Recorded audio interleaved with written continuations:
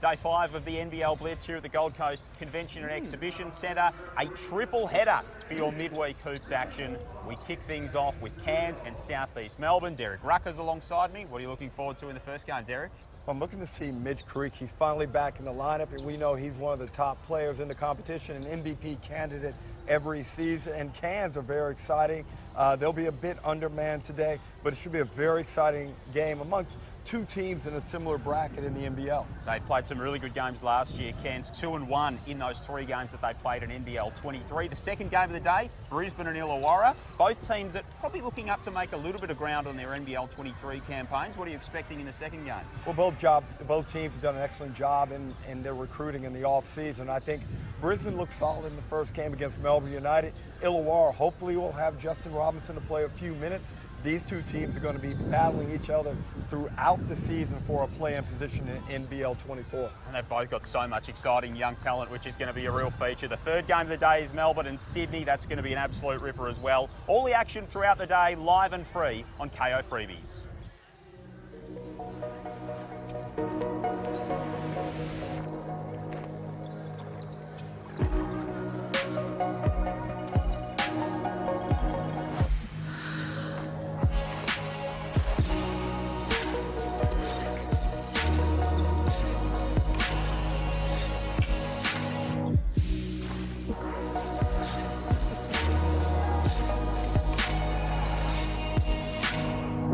Stay up to date with all the latest direct from the NBL? That is enormous! Well, download the free NBL app now.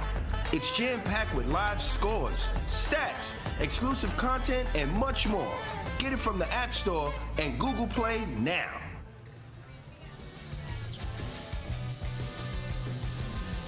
It is Triple Header Wednesday here on the Gold Coast. Another glorious day, and we kick off 3 big games of NBL Blitz action with Cairns and South East Melbourne. Brisbane and Illawarra in our middle game, and of course Melbourne and Sydney, a title contenders bout a little bit later on tonight. Joel Peterson with you, Jack Heveron's alongside me. Jack, nice to be with you here in this sunshine and warm conditions, and the first of our matchups today, an intriguing one. 2 sides that finished in the play-in last year, and 2 sides that are very different from the teams that ran out last year. Joel, welcome. Great to have you on the Gold Coast. Good that you've arrived for the back end of the tournament. It's been fun so far this week.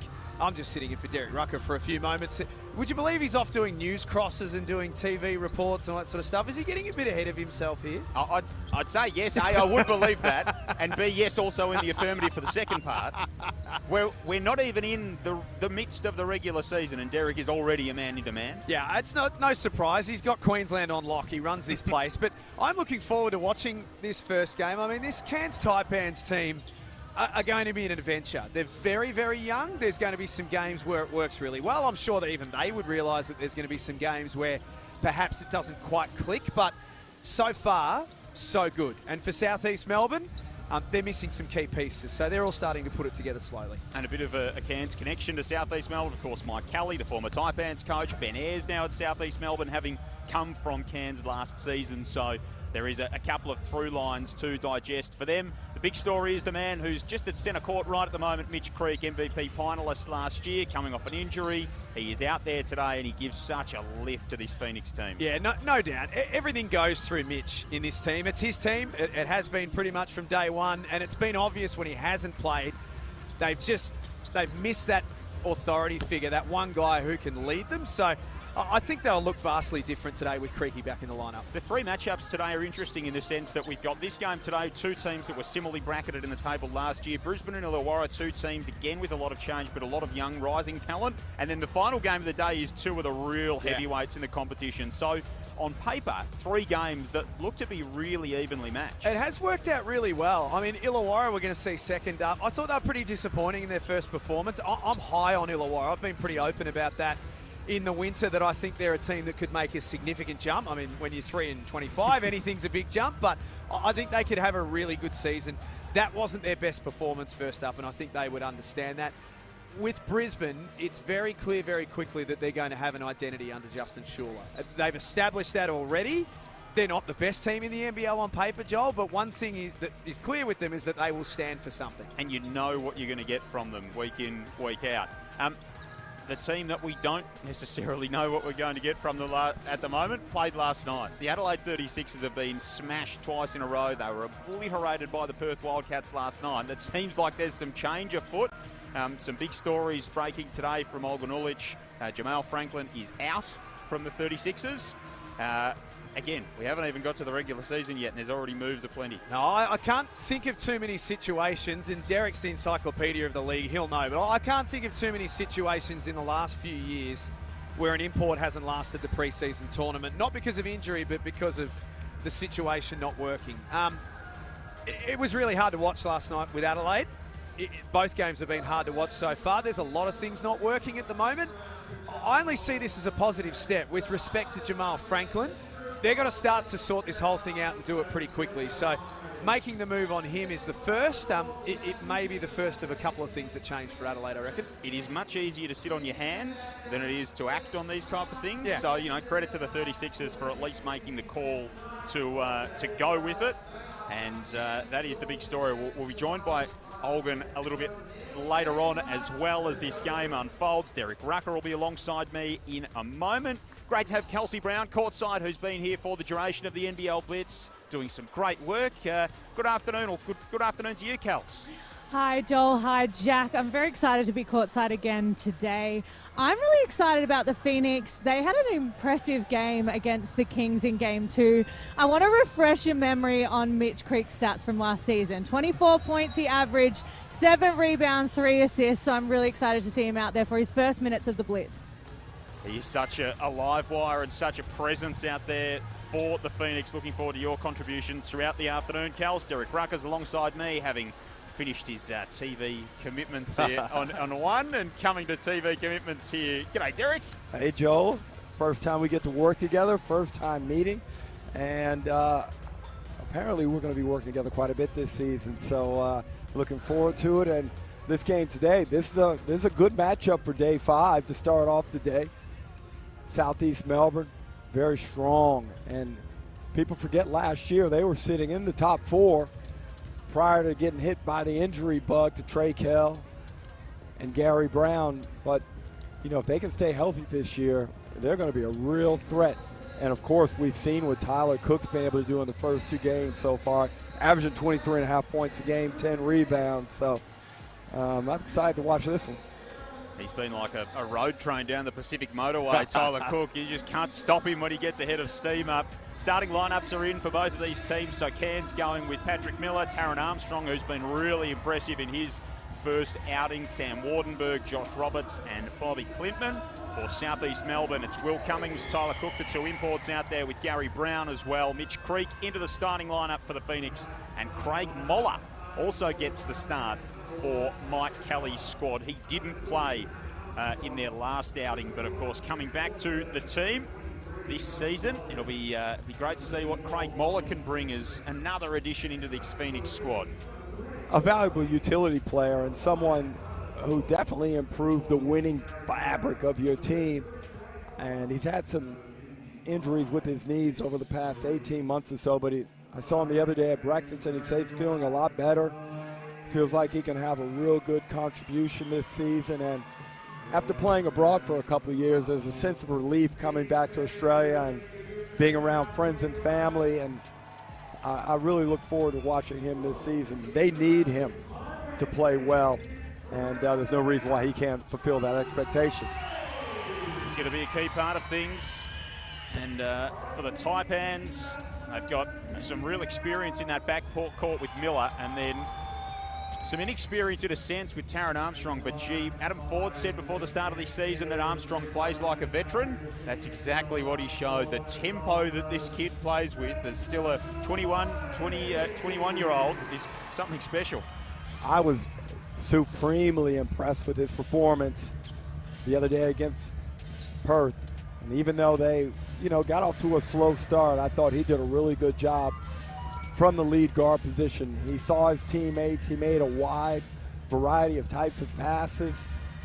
Was good with the weight of the pass and the timing of the pass. And, he made some mistakes along the way. But at that age, if you can find yourself a local lead guard, you are in a really good position for the future. It's like having a rookie quarterback that's a star. You're an NFL guy now? Oh, yeah. Oh, really? Yeah. Okay. Yeah. That's a very good analogy. You can just build around the cheap player. It makes such a difference. Adam Ford not coaching this. We had a chat to him a little bit earlier. Fordy likes to throw things around in the NBL Blitz, so Kerry Williams gets the call up. We've seen Tajir McCall, coached last year at the Blitz. He'll be joining us for Game 2 today, Brisbane and Illawarra, which would be terrific to hear from Tajir McCall. So if you're a Taipans fan, make sure you stick around for that one as well this afternoon. The second game of our triple header on Day 5 of the NBL Blitz. What a day. I'm excited. It's a real feast of basketball. Mitch Creek wasting no time getting involved, setting the table. Roberts and Cook to jump us and get us underway. Clintman takes it straight in at Moller. And that's an offensive foul to start things off. And that's exactly the type of contribution that Coach Mike Kelly would look for. Taking charges, being that Wagstaff type guy. You can always count on him to do those little things and also annoy the opposition. I think maybe the beat of Lose Yourself just had Bobby Clintman a little bit juiced up to start this one. Gary Brown, such a valuable contributor for the Phoenix. Just couldn't stay healthy last season. Drive from Cummings. He draws some early contact. What have you liked from what you've seen of Will Cummings so far? I like how smooth he is with the ball, unselfish, knows that he's got a lot of game and can do things with it, but he's displayed a nice amount of patience, and that's going to be vital because if you look at that lineup, Mitch Creek, we know what he can do. Kelsey already alluded to his numbers. Gary Brown last year was dynamic as the lead guard. Now, Will Cummings can come in here and be very efficient. If he can clock 15 points a game, play solid defense, be a good perimeter threat, shoot a nice clip, that's going to be outstanding. As we see the Phoenix come up with a little press. Some real energy out of the early stages for the Phoenix. And the Taipans navigate it nicely. Of course, the Phoenix have to sort of make up for the shooting deficit with Brockhoff going out. So they do have to, I guess, regain some strength on the perimeter.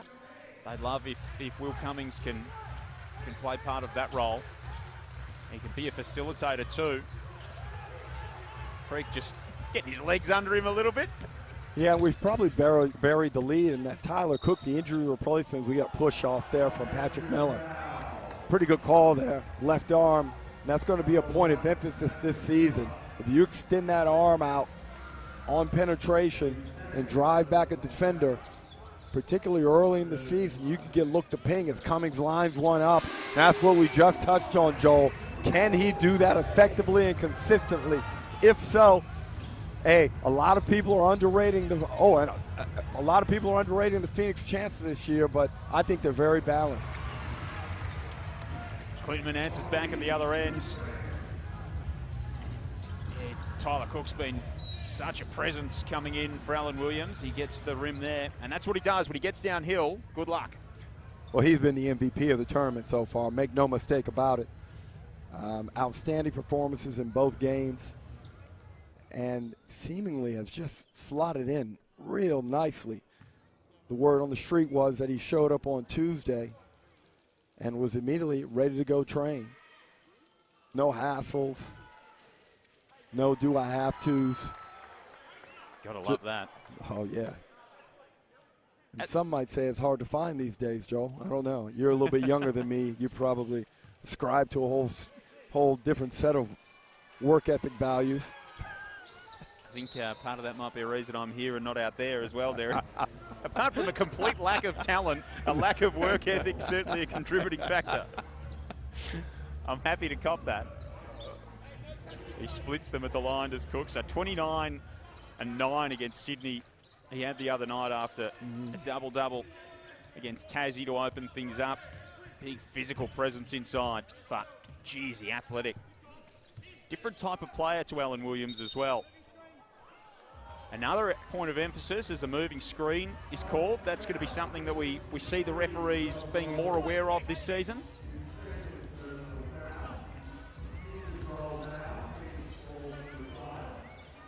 So an early advantage to the Phoenix. Gary Brown, we know that he can make things move on the offensive end. Cook gets upstairs. Joel, he has some pop about him and those legs.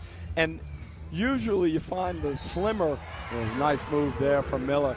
Usually you find the more slender athletes have that pop, but he is a really well-built guy, strong in the upper body without being too big, has to load up the lower body joints, and boy, he gets up off that floor nicely.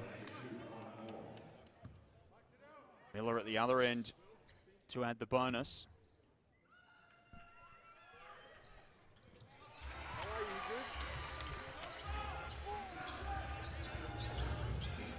For a player his build, he certainly moves beautifully. Almost like a bigger Rajon Tucker in terms of the size, but that sheer athleticism and bounce. The elite of the elite athletically. Yeah. And when you talk about, I mean, that's a great analogy, and I thought Rajon Tucker would have been a great pickup for someone in this competition. But the violent but yet composed explosiveness that Rajon Tucker had, he was so exciting. Any play looked like it was about to be a highlight. Any play could have been anything well, at any time. And Tyler Cook is showing a lot of the same stuff with probably a little bit more fundamental soundness to his game. Does a little things, probably a little bit better than Rajon Tucker. Granted, they're different positions. Yep. But, you know, making a vague comparison, oh boy, front row, heads up. They have dialed up the pressure early, haven't they, the Phoenix? They have, and you don't see this a lot as you're starting to get towards the end of the week, but I think with Mitch Creek inserted into the lineup, they probably wanted to see what this would look like. Now, I don't anticipate them staying in this defensive scheme the whole way, but it's good to get a look and see how effective it can be. Bad foul there from young Clinton. And Moller rising over the top of him. Sort of the same type of defensive setup we would maybe expect to see from the other side. We've seen Cairns go to this, and Adam Ford like to dial things up, that beautiful chaos he referred to last season in the way that they played. And the shoe certainly on the other foot. Well, one of the paradoxes about basketball is that if you're a running gun team, often you hate to see another running gun team or a team that tries to press you and speed up the tempo. And that's often a great strategy to try and thwart the team's strength. I apologize to the viewers and listeners out there. My voice is a little bit worse for wear. We're blaming this on Felix Van Hoff, apparently. Real Hofster. First two for Moller. Been a big week on the Gold Coast, Derek, that's all. Big week.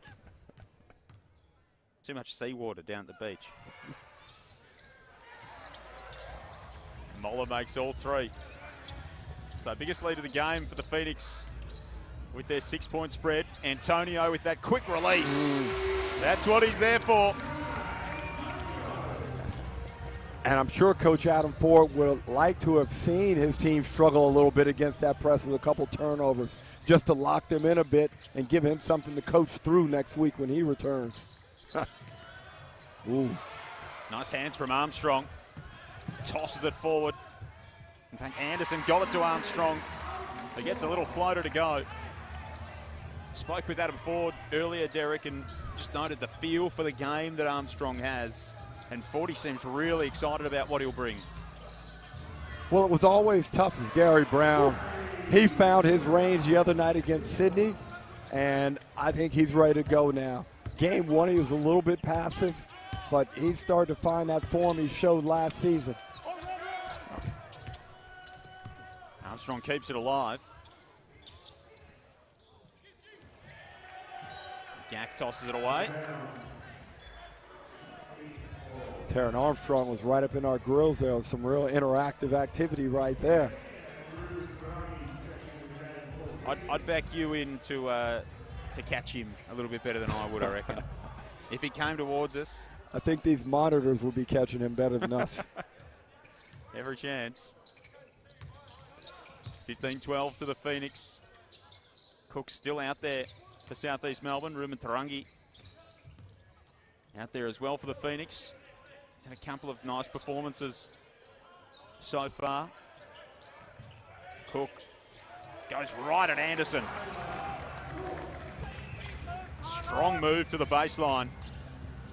Hit him with a cross step, got onto his right hand. Explosive first step. He's a real feature of his game. I'm sure the NBL coaches now are starting to change their scout. We've got to figure out a way to contain this guy. Well, not the only problem, but one of the major problems is if you start to shift too much focus, then you open it up for a guy like Mitch Creek. And somebody who came in third in MVP voting last year, Joel, you start getting to a pick your poison situation, which is exactly what Coach Mike Kelly wants. He's going to see a lot of matchups from big men as well, Cook. Here's Menenga making his move. Got that right leg heavily strapped, just dealing with a little bit of swelling on the knee. He was on the exercise bike for a long time pre-game. The big Kiwi looks to be a prospect, and they've had success with big Kiwis. Of course, Wardenberg last year coming in, and now Sam Menenga looking to fill that role as well. And there's no doubt that he'll be able to get that done.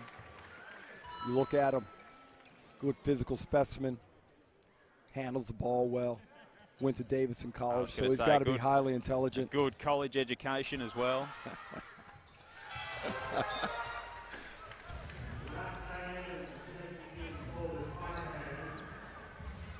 Makes both at the line, pulls it back to a 14-17 game.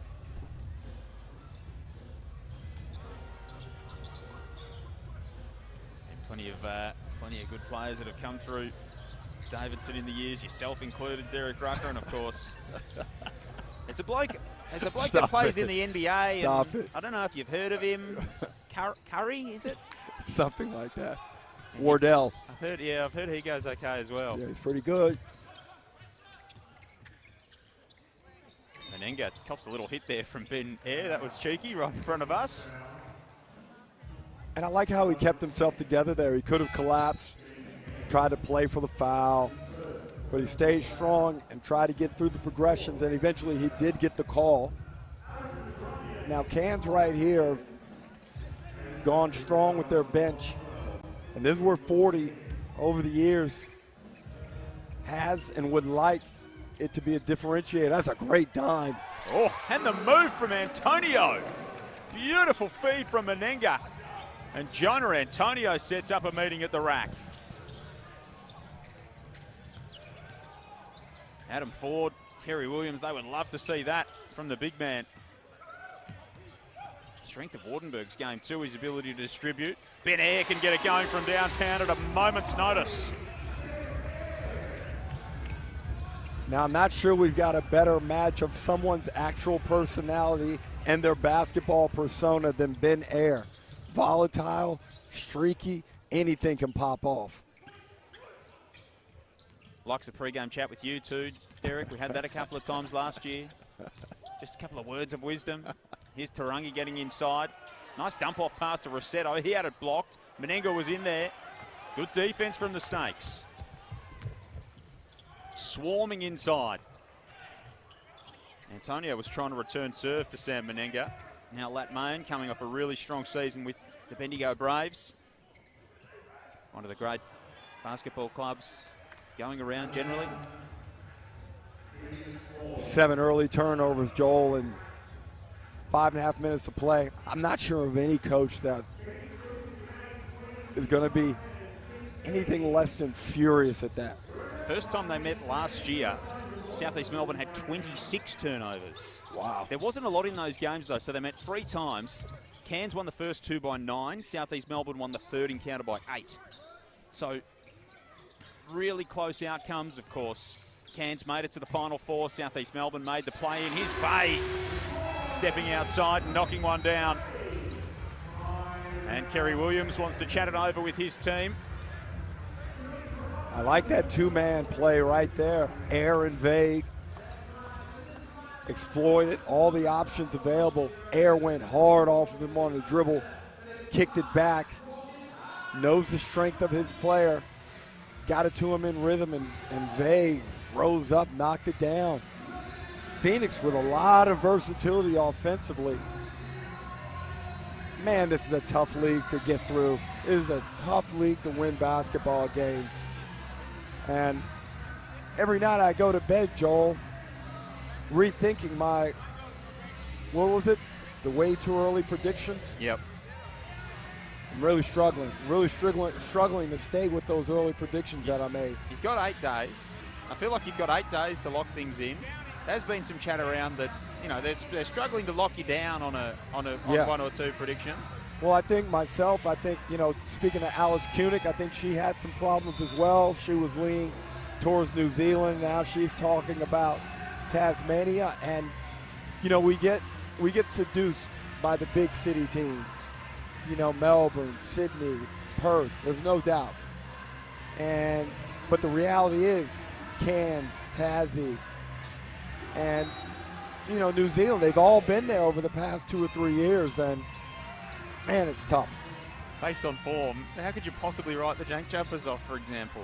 I mean, you know, can't. New Zealand, what they did last year to come out of nowhere. Cairns came out of nowhere. Tassie, you know, 2 seasons in have been extraordinary in their ability just to deliver outcomes. And then you chuck, you know, a loaded Melbourne United, a loaded Sydney, a loaded Perth into there. Brisbane have got some young talent that's really exciting. Illawarra had a nice off-season. They get Justin Robertson back. We know he can light it up. I mean, and if Dellavedova is going to be playing the way he has played in the first 2 games, that adds something to Melbourne United that I totally did not anticipate. That'll be a massive get for them. Daly with 20+ in each of his openers here at the Blitz. He'll be in action later tonight against the Sydney Kings. Beautiful move. Clintman taking it inside. He just glided to the hoop. I like what he's shown also thus far.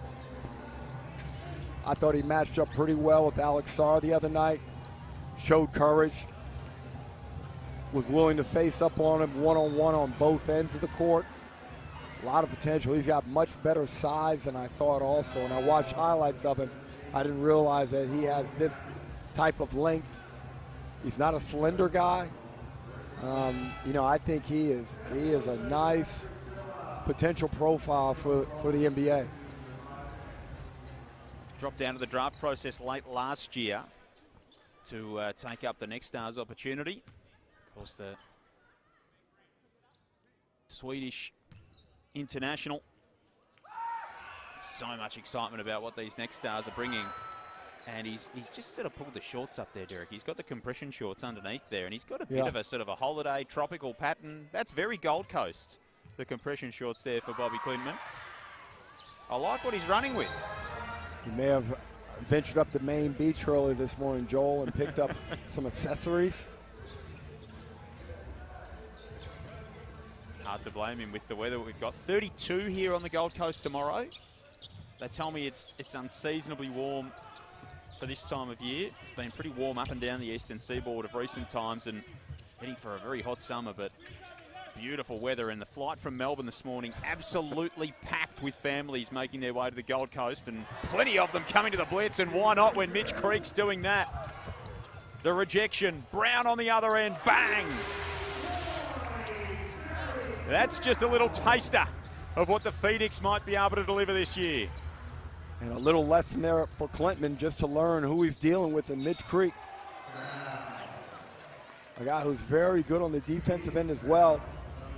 Mitch is one of the leading two-way players in the competition.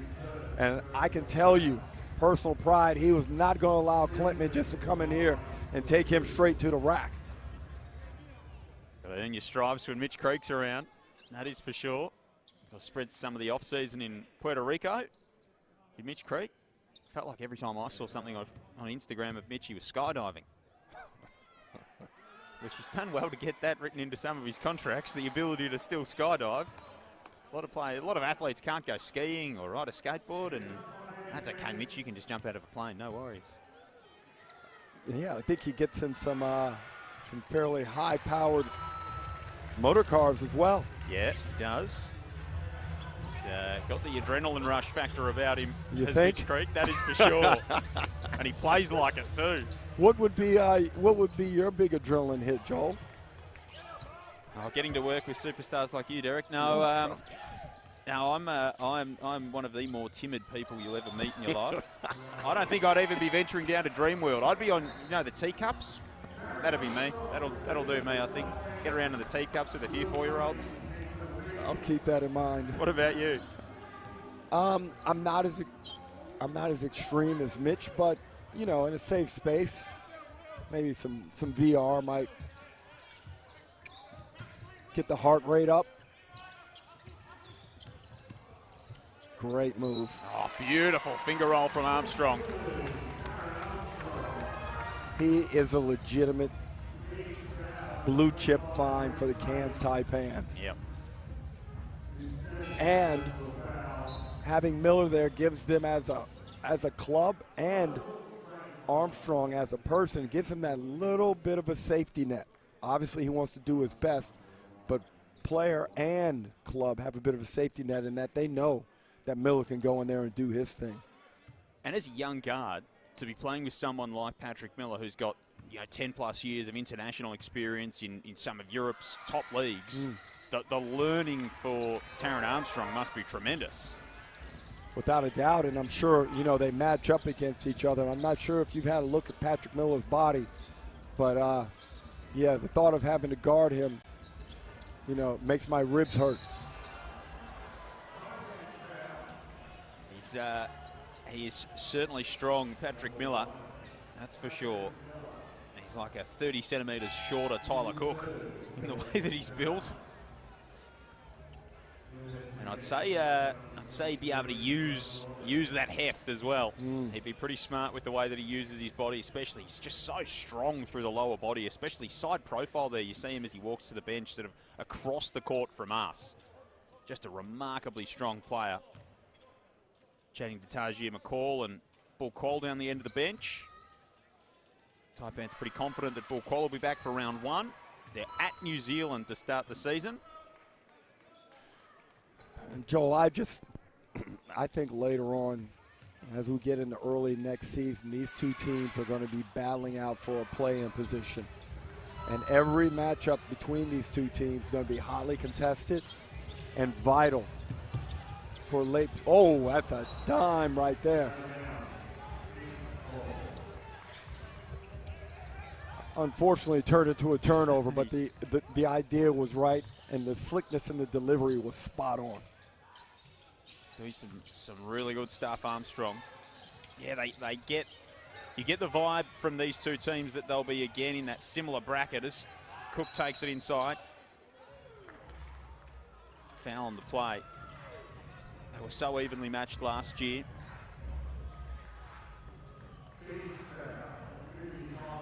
Both got a nice blend of experience and youth as well.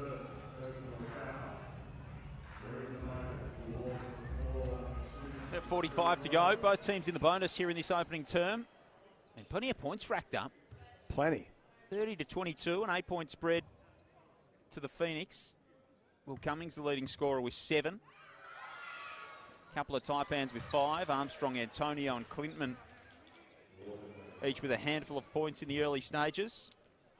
And if I'm not mistaken, the Taipans are shooting a really high clip, Joe. I think they're over 80, 85%. The only problem is they've got 8 turnovers. 8 of 9 so far, so 88% for the Taipans. And yeah, 8 turnovers for them as a team so far. Phoenix going at 7 of 14, 50%, which you'd be pretty happy with on most occasions. Nice hands from Clintman.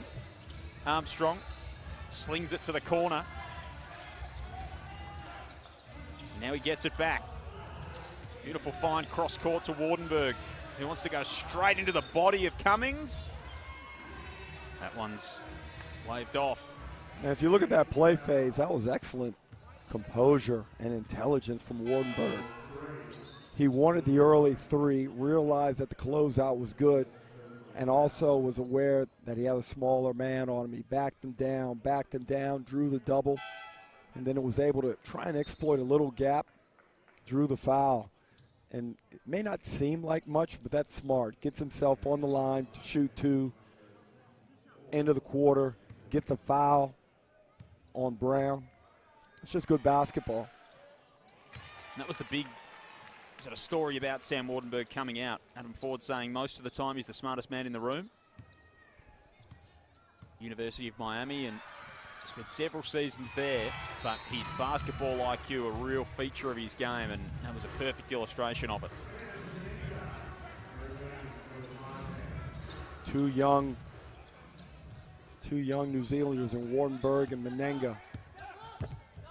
It's a real front line for the future, that, isn't it? Yeah, it's probably going to be a little bit of a platoon situation during the season. Obviously, Wardenberg has earned the majority of those minutes, but to be able to bring Menenga in is a real plus. Not many teams are going to have that type of youth, and the other thing is those guys are driven right now to prove themselves. They're in serious prove myself mode.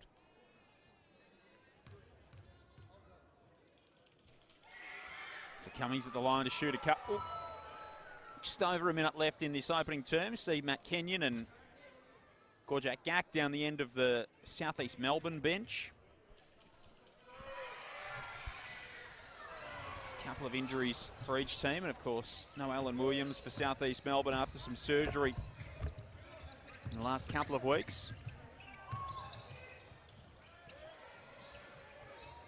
Beautiful find, and Anderson steps outside and likes that from downtown. They continue just to light it up as far as their shooting is concerned, the Taipans. 9 of 10 now. Creek takes it inside. He was fouled, and the basket will count. And we're going to have to talk about whether this bucket will count. I think, Joe, those 2 referees aren't quite in agreement.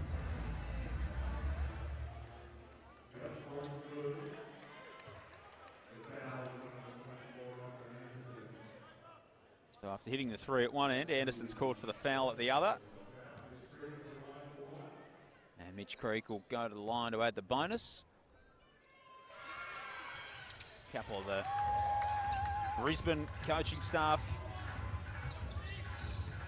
down at the far end of the court watching on. Greg Vanderjack, Justin Schuler, and of course, the icon. They're up next. Daryl McDonald.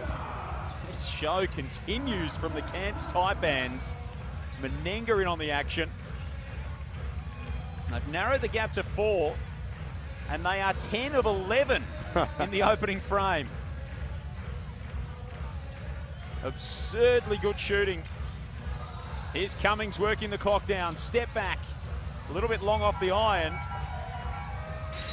Armstrong was after the quarter-time buzzer, so he preserves that record. A 10 of 11 start for the Cairns Taipans, but 8 turnovers, as Derek Rucker told you. And they go to the first break down 4, 34-30. The Southeast Melbourne Phoenix lead the Cairns Taipans. The first of 3 games coming your way this afternoon on KO Freebies. Brisbane and Illawarra next, and then Melbourne United and the Sydney Kings a little bit later on this afternoon. Joel Peterson and Derek Rucker with you. Great to have you with us in that opening frame. Will Cummings, the leading scorer on the floor with 8 points. A handful of Taipans have 5. We do have a little bit of news coming in today, and the *1 newsbreaker in the business, Olga Ulich, is with us. And Olga, you've broken a story on ESPN earlier today on ESPN.com.au that Jamal Franklin and the Adelaide 36ers are no longer. Yeah, the team is planning to release him. Whether he plays in the next game, I've asked the question. I haven't got a response yet. I'm imagining no. This fit wasn't there from the beginning. Early in the preseason, I was hearing whispers that the team wasn't too happy with his fit with the team, with his ability to play up to the level of the NBL. These first 2 games, the 2 blowout losses here at the Blitz, it seemed inevitable. It was more of a when as opposed to a if it will happen.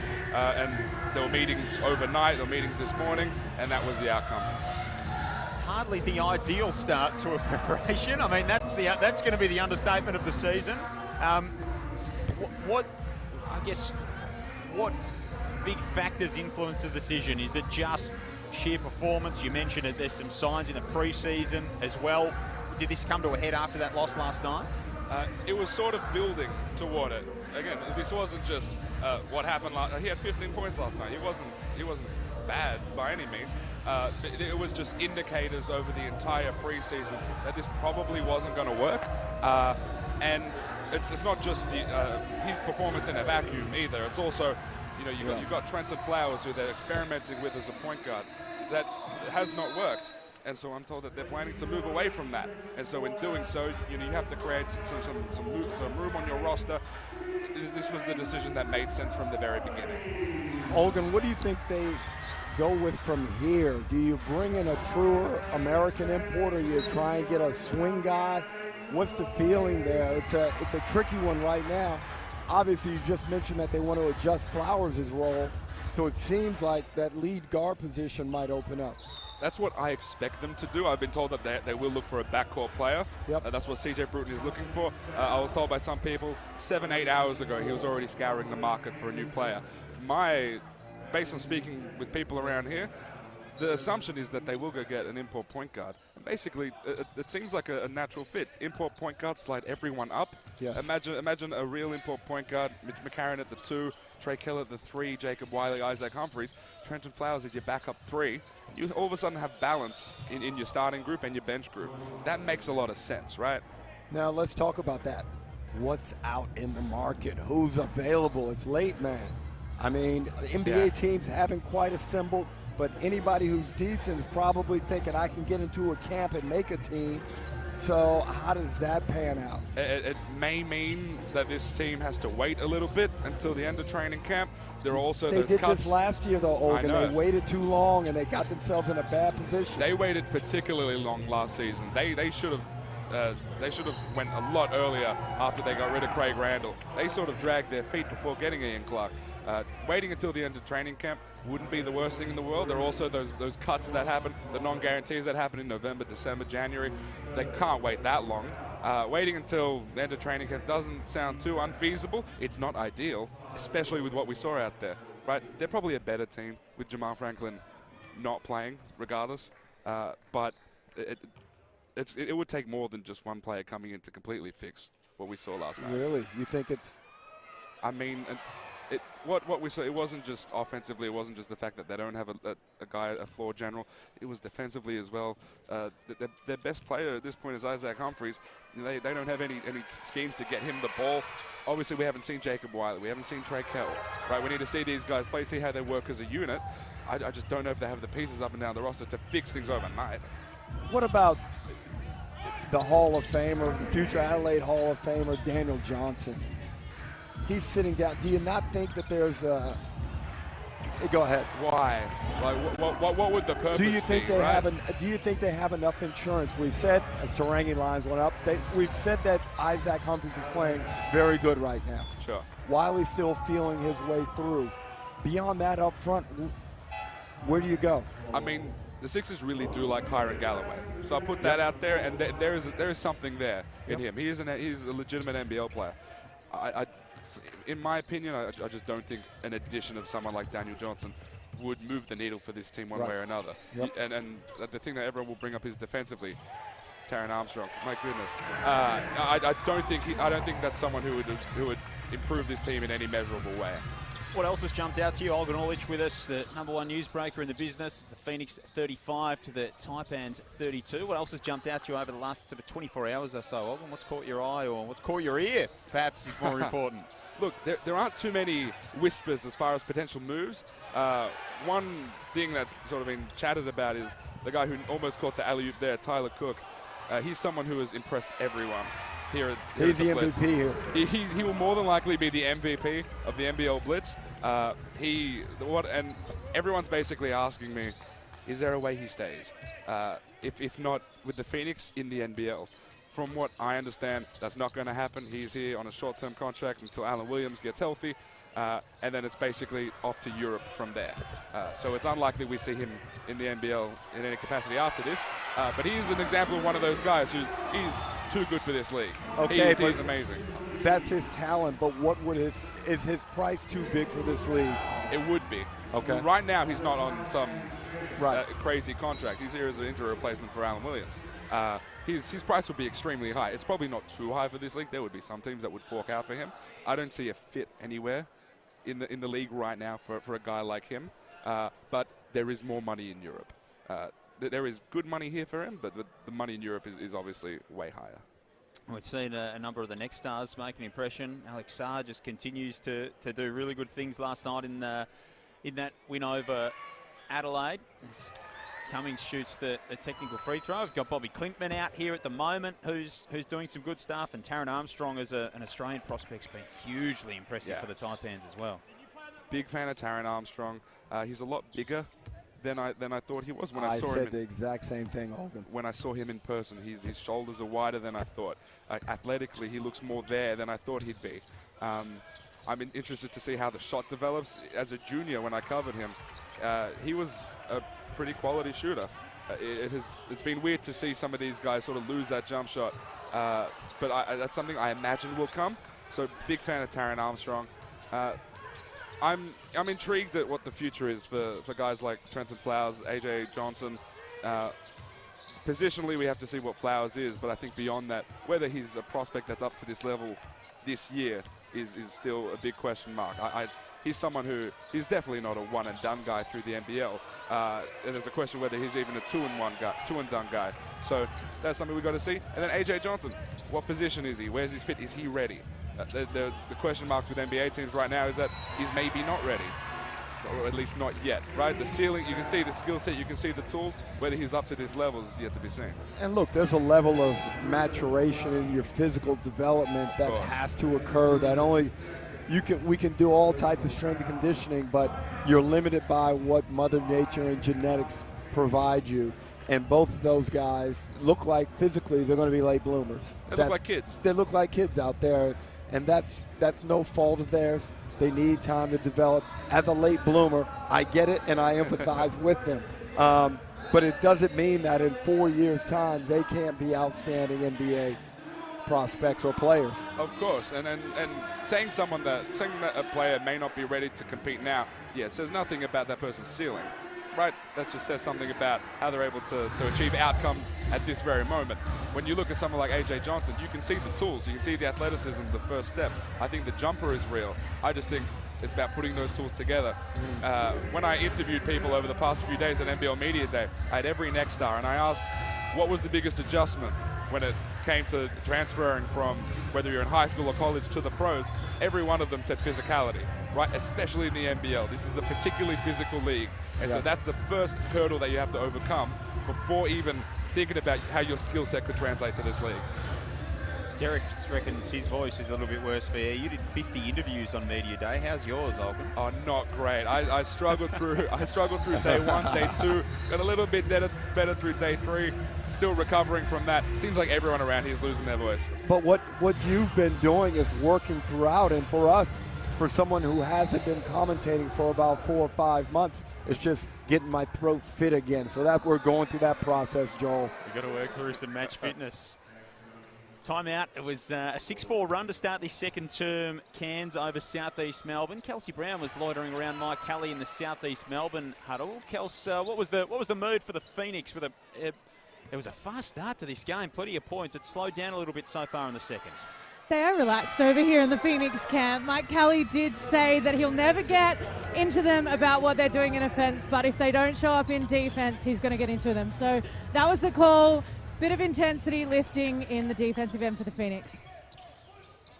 Good stuff. Kelsey Brown with the sideline. Joel Peterson, Derek Rucker with you in commentary. Great to have you with us. Olgun Ulic is with us, the #1 newsbreaker, who's got a big story on ESPN.com.au today of the Adelaide 36ers planning to release Jamal Franklin. The Sixers are in action again against Tassie tomorrow. The Jack Jumpers 2-0 in the Blitz so far, and the 36ers, of course, yet to claim victory. Here's Antonio, who can't connect. Miller getting to his right hand. Mitch Creek back into the action. Olgun, of course, a little bit of an injury concern in the off-season for Mitch Creek, but an MVP finalist last year, primed for another big campaign. He's going to be so critical to everything the Phoenix do. A lot of people have him as the MVP going into this season, which I understand in some respect. The other interesting thing is I think a lot of Mitch Creek's game can open up because of the existence of Tyler Cook here. I think the thing that a lot of people are going to be talking about ad nauseum over the course of the start of this season is the fit of Tyler Cook next to Mitch Creek. It looks pretty seamless, right? And we knew that coming in based on Mitch Creek's skill set, based on Tyler Cook's skill set.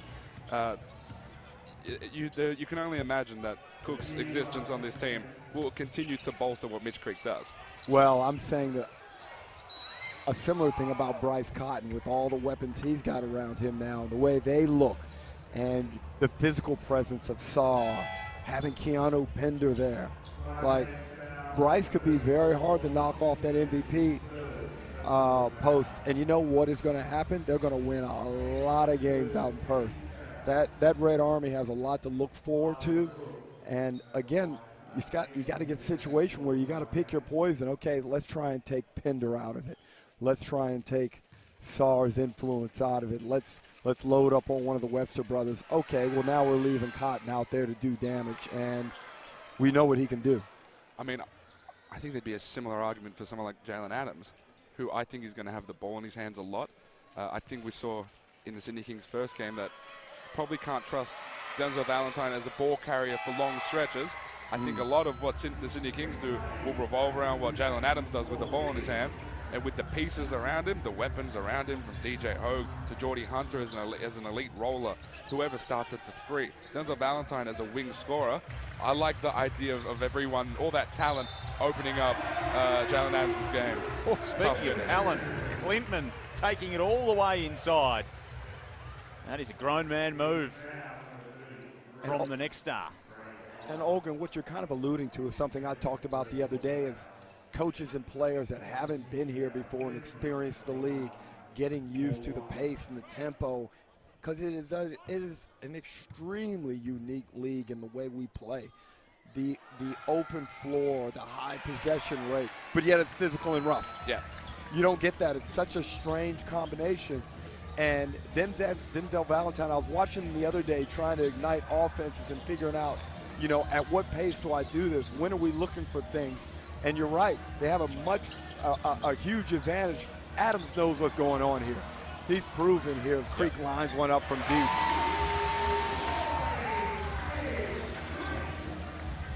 Yeah, I think something we noticed during the World Cup, I think, the way the European teams play, it's not, that's FIBA ball. NBL ball is different to FIBA ball.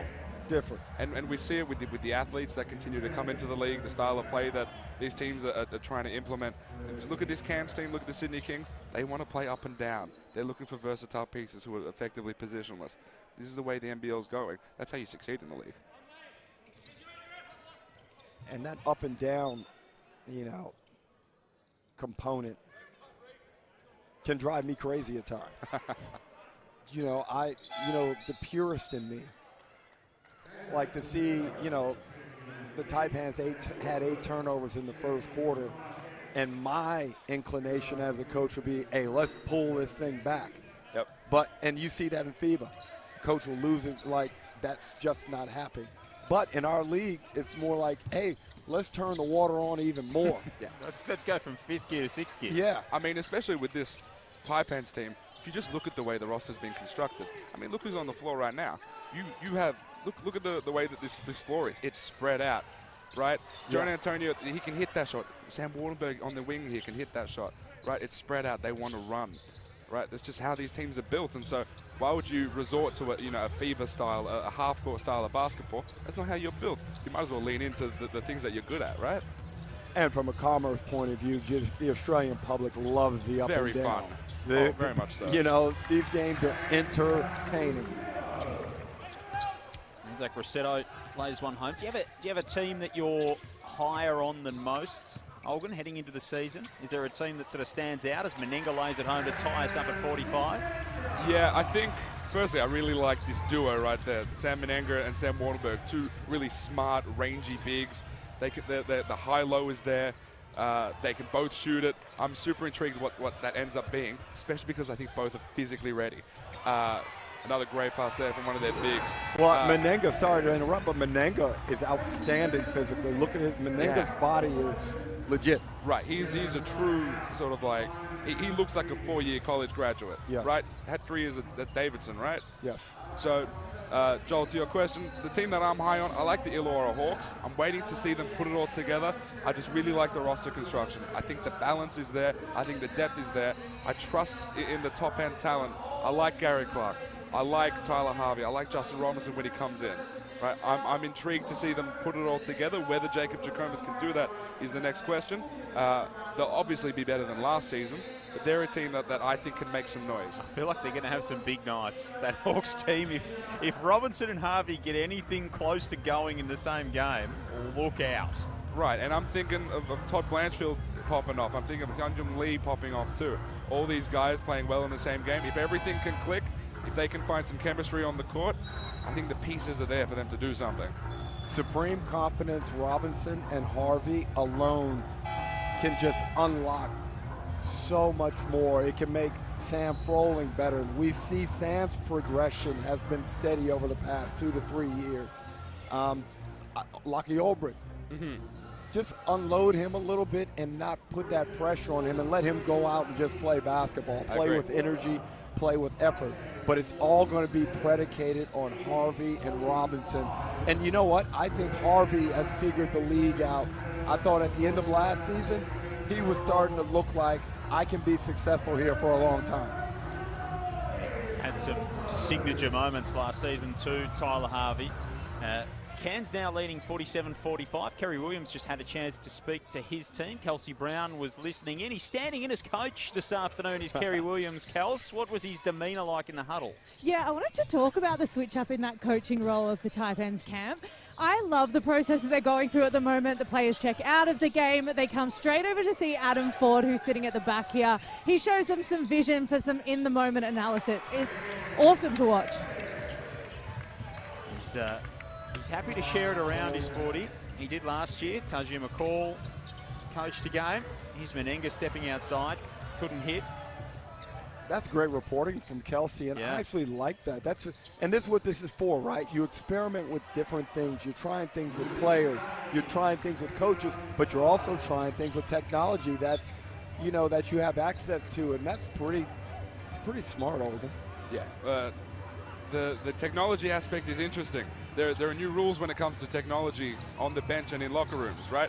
The new rule, which I don't know if anyone's reported this, players have to abandon their phones as soon as they step into the building. Right? There is every team has a lockbox, and every player has to give up their phone, right? So these teams have to work around this. Something really interesting we just saw there. I spoke with Adam Ford about this the other day. We saw a 5-4 dribble handoff with Menenga and Wardenberg.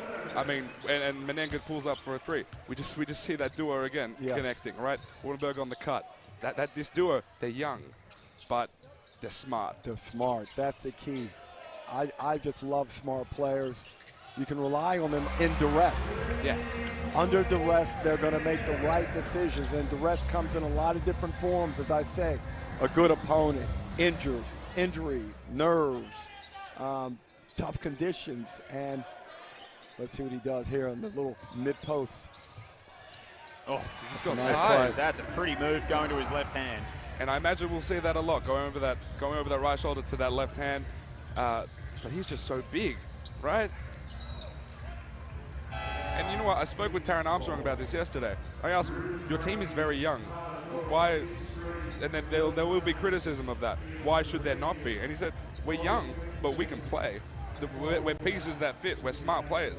You can play basketball, you can do it. Now, there may be moments where they would love some experience, right? Yep. We may see that throughout the season. But from an on-court perspective, stylistically, they look like they know what they're doing already. How do you view that first 5 looking? Or do you have any insight into what it's going to look like? Hello, here's Clintman running the floor. I'm intrigued. I don't know what that first 5 is going to end up being long term, right? I think Taran Armstrong is locked in. I think Menenga and Wardenberg are locked in. Bull Qual comes in, who's Tajir McCall. Then you got Pat Miller, someone who this team expects to come off the bench and average close to 20 points a game. So I'm intrigued at that. You got Bobby Klintman, who I think is going to play a big role on this team. Oh, Cook almost on the lob. I know that's what's this team around. We've seen a bit of that. Mayen back the other way. He's fouled. It's just when they do bring players off the bench, it's not going to get a hell of a lot easier, this Cairns on it. They're just going to keep coming at you. They're going to come at you in waves. There are a few teams who can do that. But this team especially, they're not just going to come at you in waves, but that style of play is just going to keep going. Right? They're going to continue running. They're going to tire you out.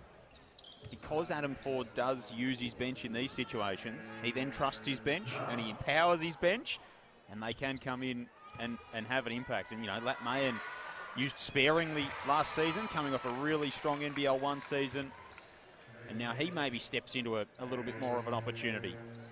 And it's also stylistically. You look at these guys, a lot of these guys can plug and play. So it's not necessarily just subbing, you know, 5 in for 5 other guys. You can theoretically see a ton of different sorts of players next to Taron Armstrong. As long as they can fill the lanes, they can spread the floor for him.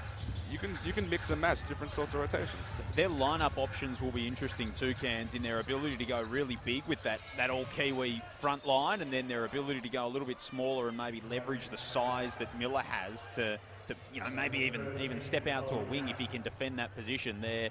In terms of how they can switch up those lineups, they'll be an interesting watch. Yeah, when I spoke to teams last season, the overwhelming thing that I heard was we never figured out how to guard them. Right? Offensively, they weren't great, but they're always funky, and it'll be similar this season. They can play a bunch of different styles. Like you said, they've just got a lot of different pieces that they can just throw at you, and they're all versatile. They're playing purely positionless. Got about half a minute left in this half. What do you think of the next 2 games coming up, Olgun? So Brisbane Illawarra and then Melbourne Sydney. You're looking forward to one of those in particular? I mean, Melbourne Sydney, I want to see if what Delhi's doing is real. Right? As in, what are you talking about? No, respectfully, just because he's not a rookie out of college. Oh no, of course. But I've never seen this from Delhi. Not at this level. Not at this level. Not with this level of aggressiveness. So I'm interested to see how we can continue this style of play. And is it good for Melbourne United? True. I mean, is it good for them? I mean, it looks great right now. Coming in, the plan was to start Delhi and Illy together. Right? They wanted those 2 ball handlers there. I'm wondering, is it better off having Delhi come off the bench and being that gunner, that spark plug? Do you do that? It's working so far. Granted, this isn't the regular season. This isn't the playoffs. You do trust the experience of someone like Delhi. But do you consider that now that you've seen what he's been doing here? It's tough because I was really impressed with Shea Illy. You know, he had a good season last year. We just hope he can maintain good health this year. What he did in the World Cup was solid, and he looks really good here. And he gives you complete basketball. Yes. I don't like how reckless he's been at times. I'm like, yeah, I know. I'm cringing and like scared every time I see something happen. But, you know, he's the 2nd or 3rd best player on that team. Absolutely. And potentially the most important if you're looking to win a championship, which I know they are. So he has immense value to that franchise. Creek couldn't finish the half off with the 3 to beat the buzzer. And we go to the half. The Taipans up by 8, 60-52. Olgun, really appreciate your time. Thanks for stepping in. It's going to be a story to watch what the 36ers end up doing and if it's planned to release Jamal Franklin. And I'm sure there'll be more news on ESPN.com.au throughout the next couple of days. Thanks for having me, guys. This has been really, really fun. I look forward to our next edition of The Marketplace. Let's do it. Hopefully we can get on there and really chop it up and talk about what's going down. So good to see you always, Olgun. See you. Olgun Ulich joining us on our coverage here. It is halftime at the NBL Blitz. Day 5, the Cairns Taipans 60 to the Southeast Melbourne Phoenix 52. We'll be back to chop it all up in a moment.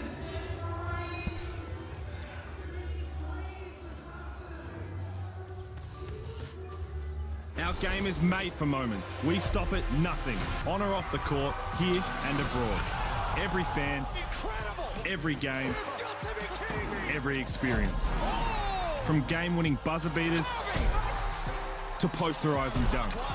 The immeasurable passion and fierce rivalries. Every legacy every team, and the strive for greatness. No matter the moment, it all matters to us. Hungry Jacks NBL. Every moment matters. Supercoach NBL is here! You've never seen fantasy basketball like this. Stop dribbling, start playing. Play the official fantasy NBL game at supercoach.com.au. Don't miss a moment of NBL action. On the court, away from the court, exclusive access, player interviews, free agency moves, next stars, and much more. The NBL's YouTube channel is your one-stop shop for all things NBL 24. And don't forget to hit that subscribe button to find out all the latest news as it happens. Search NBL on YouTube to get watching.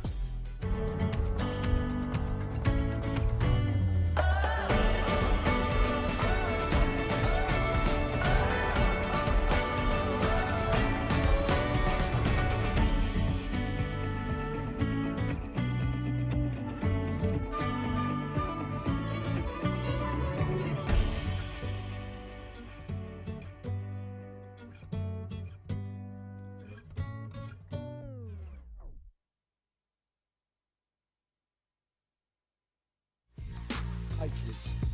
The word on the street was that he showed up on Tuesday.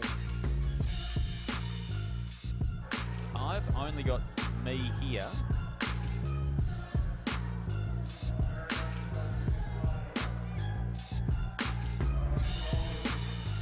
Yeah, cool.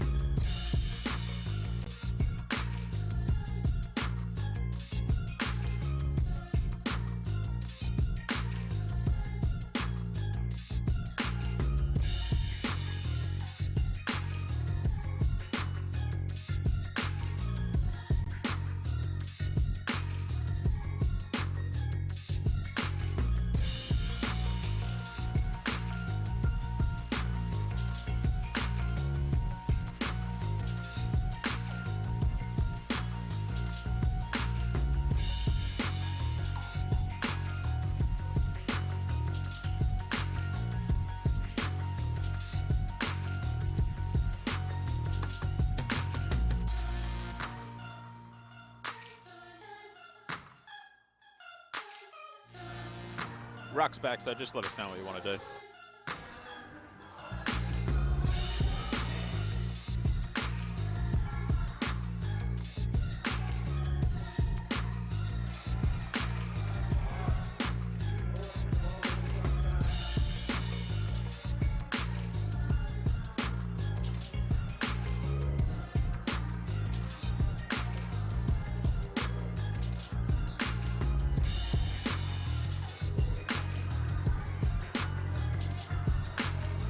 Half-time in Game 1 of our triple header, Day 5 of the NBL Blitz here at the Gold Coast Convention and Exhibition Centre.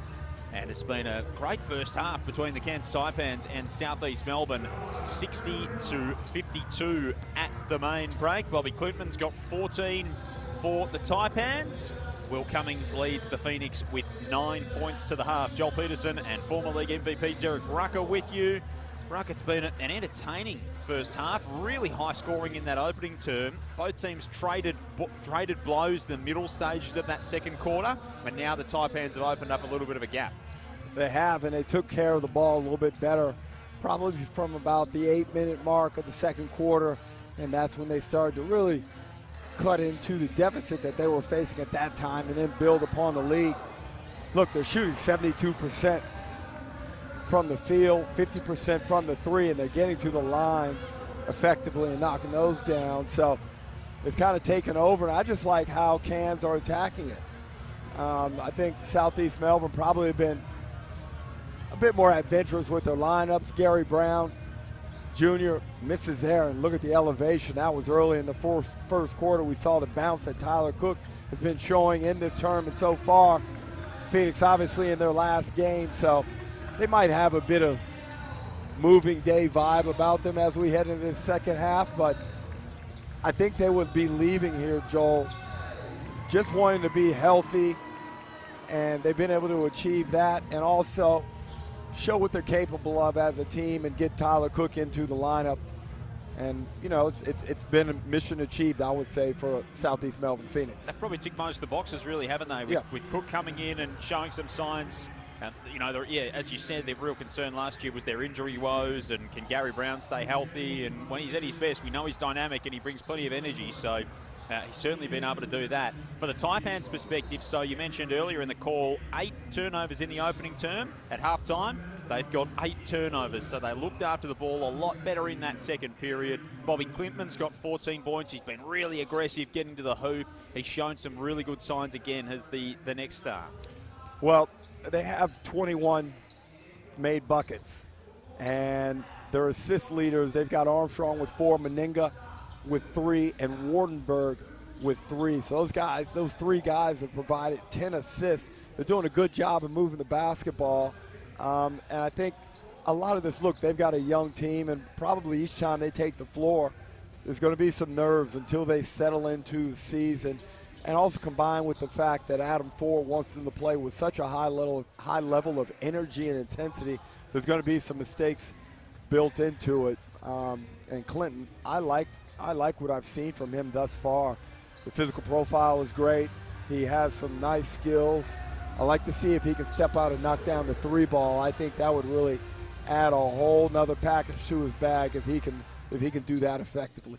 Well, we'll see a little bit more of Bobby Clintman in the second half. It is an 8-point Cairns Taipans lead coming up a little while from now, so 3:30 local time, 3:30 Eastern.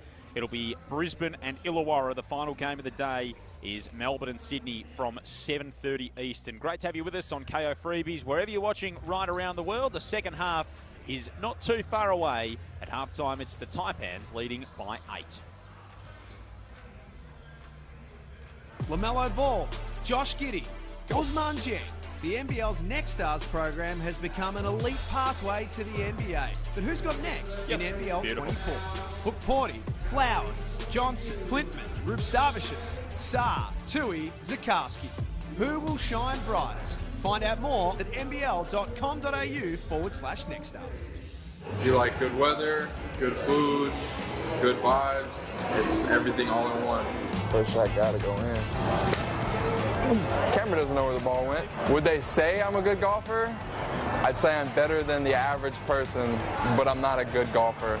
There's never not anything to do. Like, we got Top Golf here, there's Movie World right across the road, plenty of beaches in the Gold Coast, unlimited restaurants. The Gold Coast is super nice and you can't really complain about anything out here. And there's a heat check right here. Bow! There it goes, right there, side by side.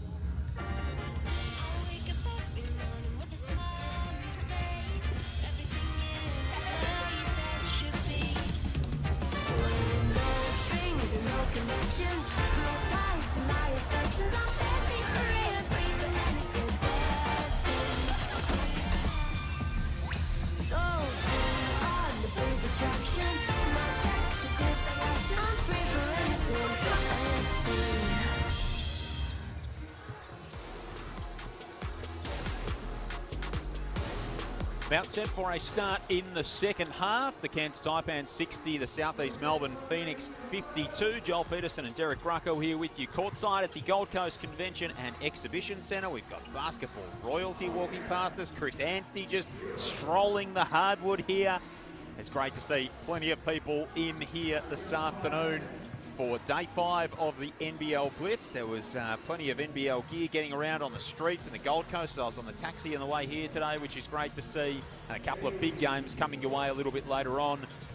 Brisbane and Illawarra from 3:30 Eastern, Melbourne and Sydney from 7:30 Eastern time. Bobby Clintman leads all scorers with 14 points at halftime of this one. Tyler Cook has got 8. Will Cummings has 9 for the Southeast Melbourne Phoenix, and Sam Menenga's got 9 to go with a couple of assists. The 2 passing big men for the Cairns Taipans have really added something here in this opening half. Of course, they've still got a game to come, the Taipans. They play Illawarra on Friday, and as you mentioned earlier, Ruck, this is Southeast Melbourne's last game, so Mike Kelly will be just crossing his fingers. No injuries here in this second half.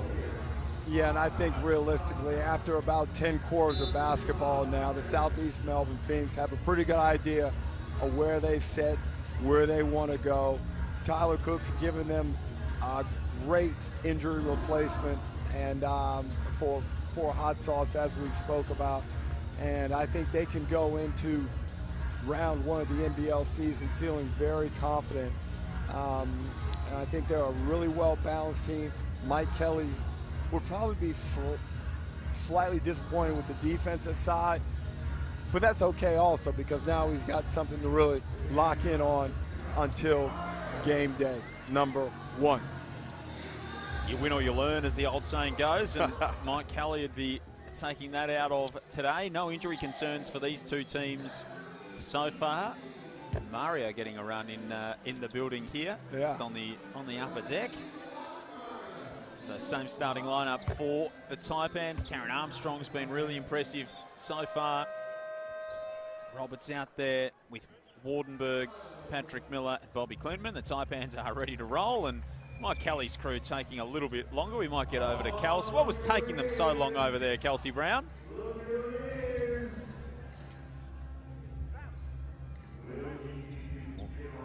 Hear from Kels in a moment. Still in that huddle over there, the Southeast Melbourne Phoenix. And now they look like they're ready to make the start. Gary Brown over here with us. Taron Armstrong going to inbound the ball. The Taipans will start on the second half. Let's go courtside, Kelsey Brown. Yeah, they were calm and collected, but I think the news out of this camp is that Mitch Creek will take no further part in this game. He's obviously just being managed coming off that calf. Thanks, Kels. So no Creek in the second half for the Phoenix. 8 points for Mitch Creek in that opening half. He made a couple of shots and he looked okay. Just I think he showed that he's still a pretty good basketball player. Yeah. So I think they're okay with Mitch just shutting it down. Here's Cook going upstairs on the lob from Cummings. He's so explosive and showing it once more.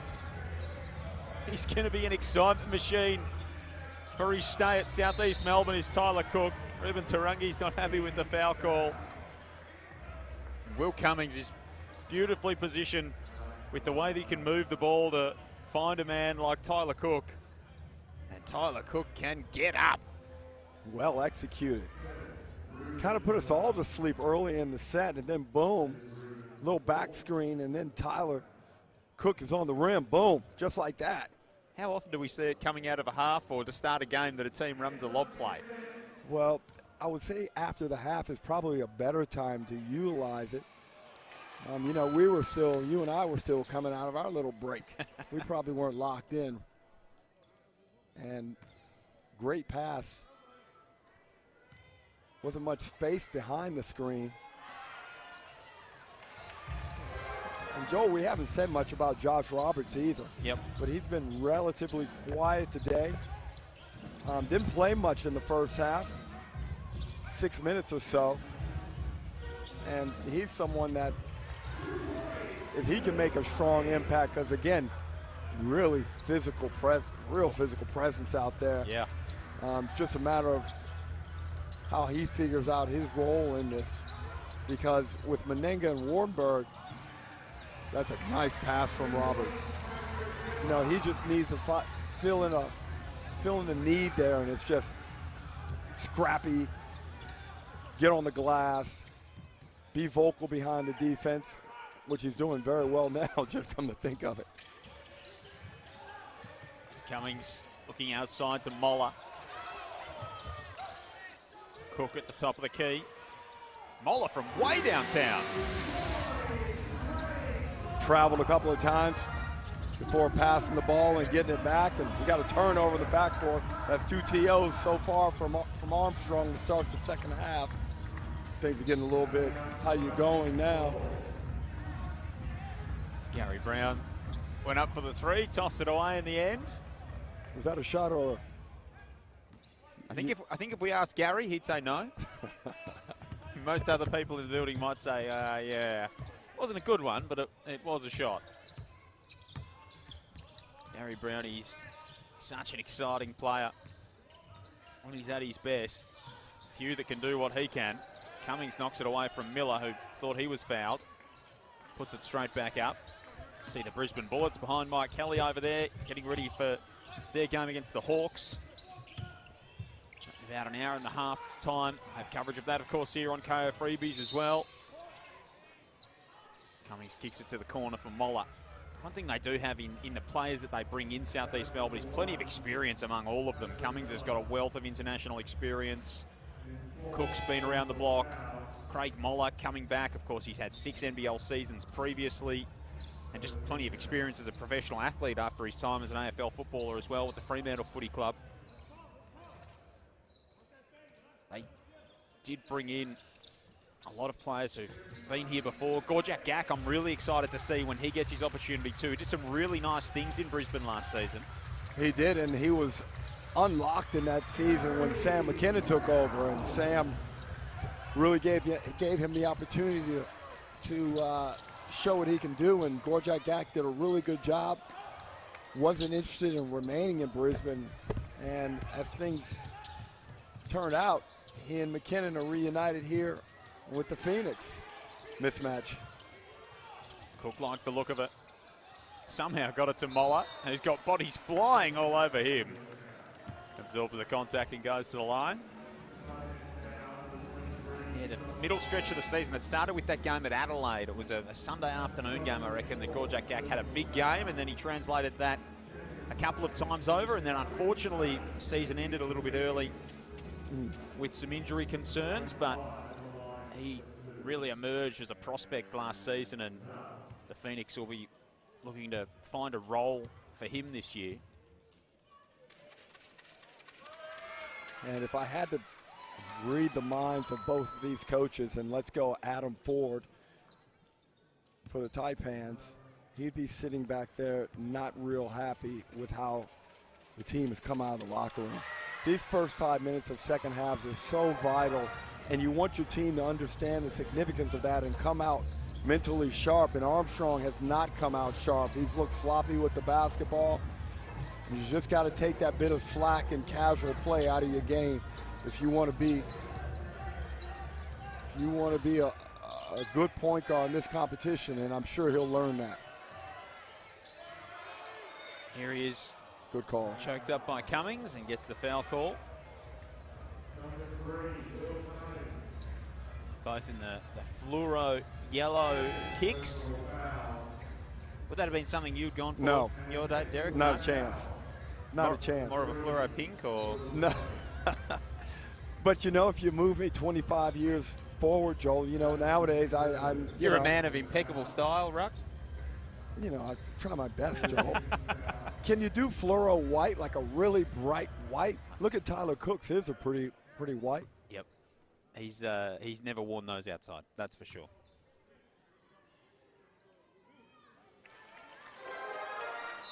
Armstrong at the line. Of course, one of the, I guess, not necessarily an innovation, but a rule change in recent seasons has meant you can wear whatever you want. Wear one on one shoe and one on one foot and one on the other foot. I'm not a fan of that. I don't know about that. No, I don't like that. I think the shoe companies do pay them sometimes to do that, though, especially in other sports. That seems to be the case. But it is, I guess it is, you know, part of the game is the ability to express yourself, and yes, it's a great feature in the way that you can do that. Speaking of expressing himself, Gary Brown can do it by picking up the dribble. He's got an array of moves. Tyler Cook just had that look in his eye as he made the turn, then had it knocked out of his hands on the way through. And Cairns have gone with an exceptionally big lineup here. Well, they had Clinton out there with Meninga, Gak, and Mayen. Now, tremendous size, and with Armstrong as your smallest guy, and he is not small. 196 is Taron Armstrong. Anderson out there at 203. Wardenberg out there at 208 as he's taken a seat. So Menenga at 206. Gak 210. Mayen 206. So it's a great time to experiment with that look to see if you can get something out of it. and force and see what a smaller team does against you, how they react, and how your guys handle it. And when you've got a player like Meninga, who, although he's big, he can still keep the ball moving, that starts to open up different lineup combinations as well.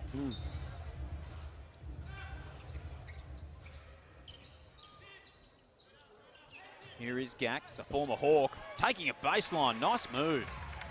That's an exceptional move. Quick little shoulder shimmy.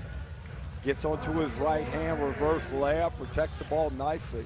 The Gak boys have talent, make no mistake. It's just finding a level of consistency and finding the opportunity, which you have to earn and practice, and then solidify when they turn the lights on. Meninga lines it up. Doesn't look like he's at his size when he pulls up for that, does he? He's got a beautiful shot in rhythm, Sam Meninga. Vague from outside. He's hit one already, couldn't connect there. And the Taipans, as they so often do, just come right back at you. Armstrong with the feed to Mayen. Straight away 3-0. 4-point lead to the Taipans. Halfway through this third term. Joel Peterson, Derek Runker, Kelsey Brown with you. Day 5 of the NBL Blitz here from the Gold Coast Convention and Exhibition Centre. Alex Madronya about to check in, another former Hawk who's made the move to Cairns this season. Seen plenty of court time over his tenure with the 36ers and then Illawarra the last couple of years. And Mike Kelly inserts Owen Foxwell into the game. I wouldn't be surprised if he plays quite a few minutes on the back end of the second half. The first couple of games, Kelly went really heavily with his more experienced guards. But you got to give everybody a run in this event, and it'd be a great time to let Air and Foxwell try and figure some things out for themselves out here. Duke it out. Ben Ayre's been a bit of an NBL Blitz specialist over the last couple of years. He had 26 in one game last year in Darwin against Tassie, and he had a couple of promising performances earlier in this NBL Blitz as well. He can fill it up when he gets going, that's for sure. Oh. Awkward fall for Anderson. He wanted a call, didn't get it, a little bit frustrated with that. Ben Ayre gets around the screen and then he and Vague can't connect, but it was touched on the way through. I'm not sure that was the right play anyway. It was a little bit premeditated with that look. I thought it was another dribble holding it on and maybe get into the floater or kick. The weak sided rotated over. It was interesting to hear Kelsey's report earlier about Adam Ford sitting at the back. It looks like he's got the laptop or an iPad there, and then Olgun's counter to that of the new regulations that have come in regarding device usage in the NBL this season. A lot of those regulations are in force in other sports already. Nice play from Mayen to almost break that up. So in the AFL, for example, no club personnel can have their phone as basically as soon as they walk into the locker room, hand it in 2 hours before the game, see you later. And I think cricket is much the same. So the NBL falling into line with those sports. Air tries his luck from downtown. But it's an adjustment, no doubt, when you've been used to being able to do something one way. We know how reliant we are on devices these days. And reliant or addicted. Yes, and you know, there's a lot of players who are a long way from home and talking to friends and family. Tarangi lines up the triple. So it'll be a change. It'll be an adjustment just to that sort of game day routine. Now Madronya's called for the over and back.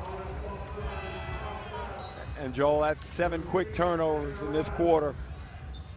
And I alluded to it earlier. I just didn't think the Taipans came out with the requisite level of focus. They find themselves down 3 on the back of those 7 turnovers. And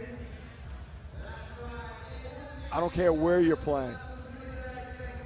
If it's back court, if it's backyard 3x3, you want to get some shots up.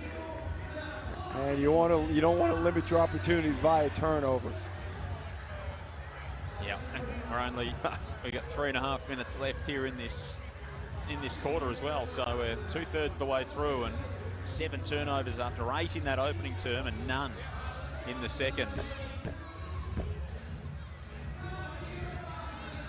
14 points for Will Cummings to lead all scorers. Tyler Cook's got 12.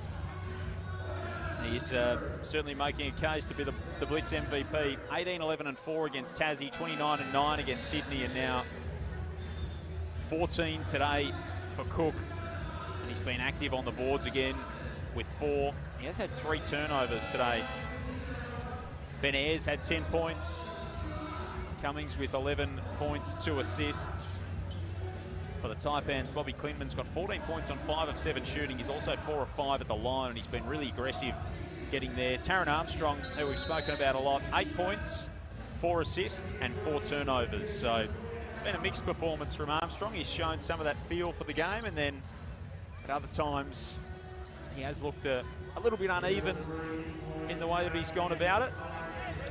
He's not out there at the moment, as we get a nice up-close look here at Bobby Clintman. All 6'10" of him. And they are some long arms, Ruck. They are some long arms. Plenty of defensive pressure that he'll be able to apply. Tarangi from downtown. Couple of triples for Ruben Tarangi. I'm not sure if that double team by Clintman was called or if he did off his own back, but they got punished either way. Tarangi hits a big 3. 21-7 in this quarter for the Phoenix so far. After the Cairns Taipans led by 8 at the half, and Foxwell makes that 23-7. As they continue to build the break, the Phoenix. It's now a 16-point swing from half-time. Menenga shows off the handle. Madronya sizes up Foxwell, who cops some traffic. He had Menenga coming over the top of him there. It's called a blocking foul in the end. I thought that was a good call, Joel. He did a great job of selling it, but it was clear he was not in position here. Not a chance. However, what you don't need when that happens is to have Sam Menenga land on you. And the extension of the elbow again, you know, and the arm, that can bring things a lot closer in terms of the referee making this an offensive foul or a blocking call. We're going to look at it. Mike Kelly's going to go look at it a little bit closer.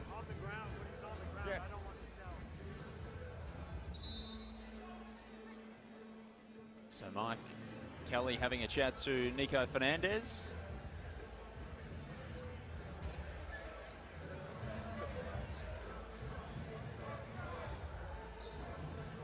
Mike Kelly saying he didn't want the challenge in the end. So the timeout still stands, and Nico Fernandez just explaining things to Anzac Rossetto. Review has been cancelled. So a sloppy second term for the Taipans so far. Now Mike Kelly's dragging Anzac Rossetto back in and trying to sort things out. We might get over to Kelsey Brown in a moment just to check in on what the mood's been like in those Cairns timeouts. It's not been the second or the third quarter they'd want so far, Kels. What's Kerry Williams' demeanour been like talking it over with his team?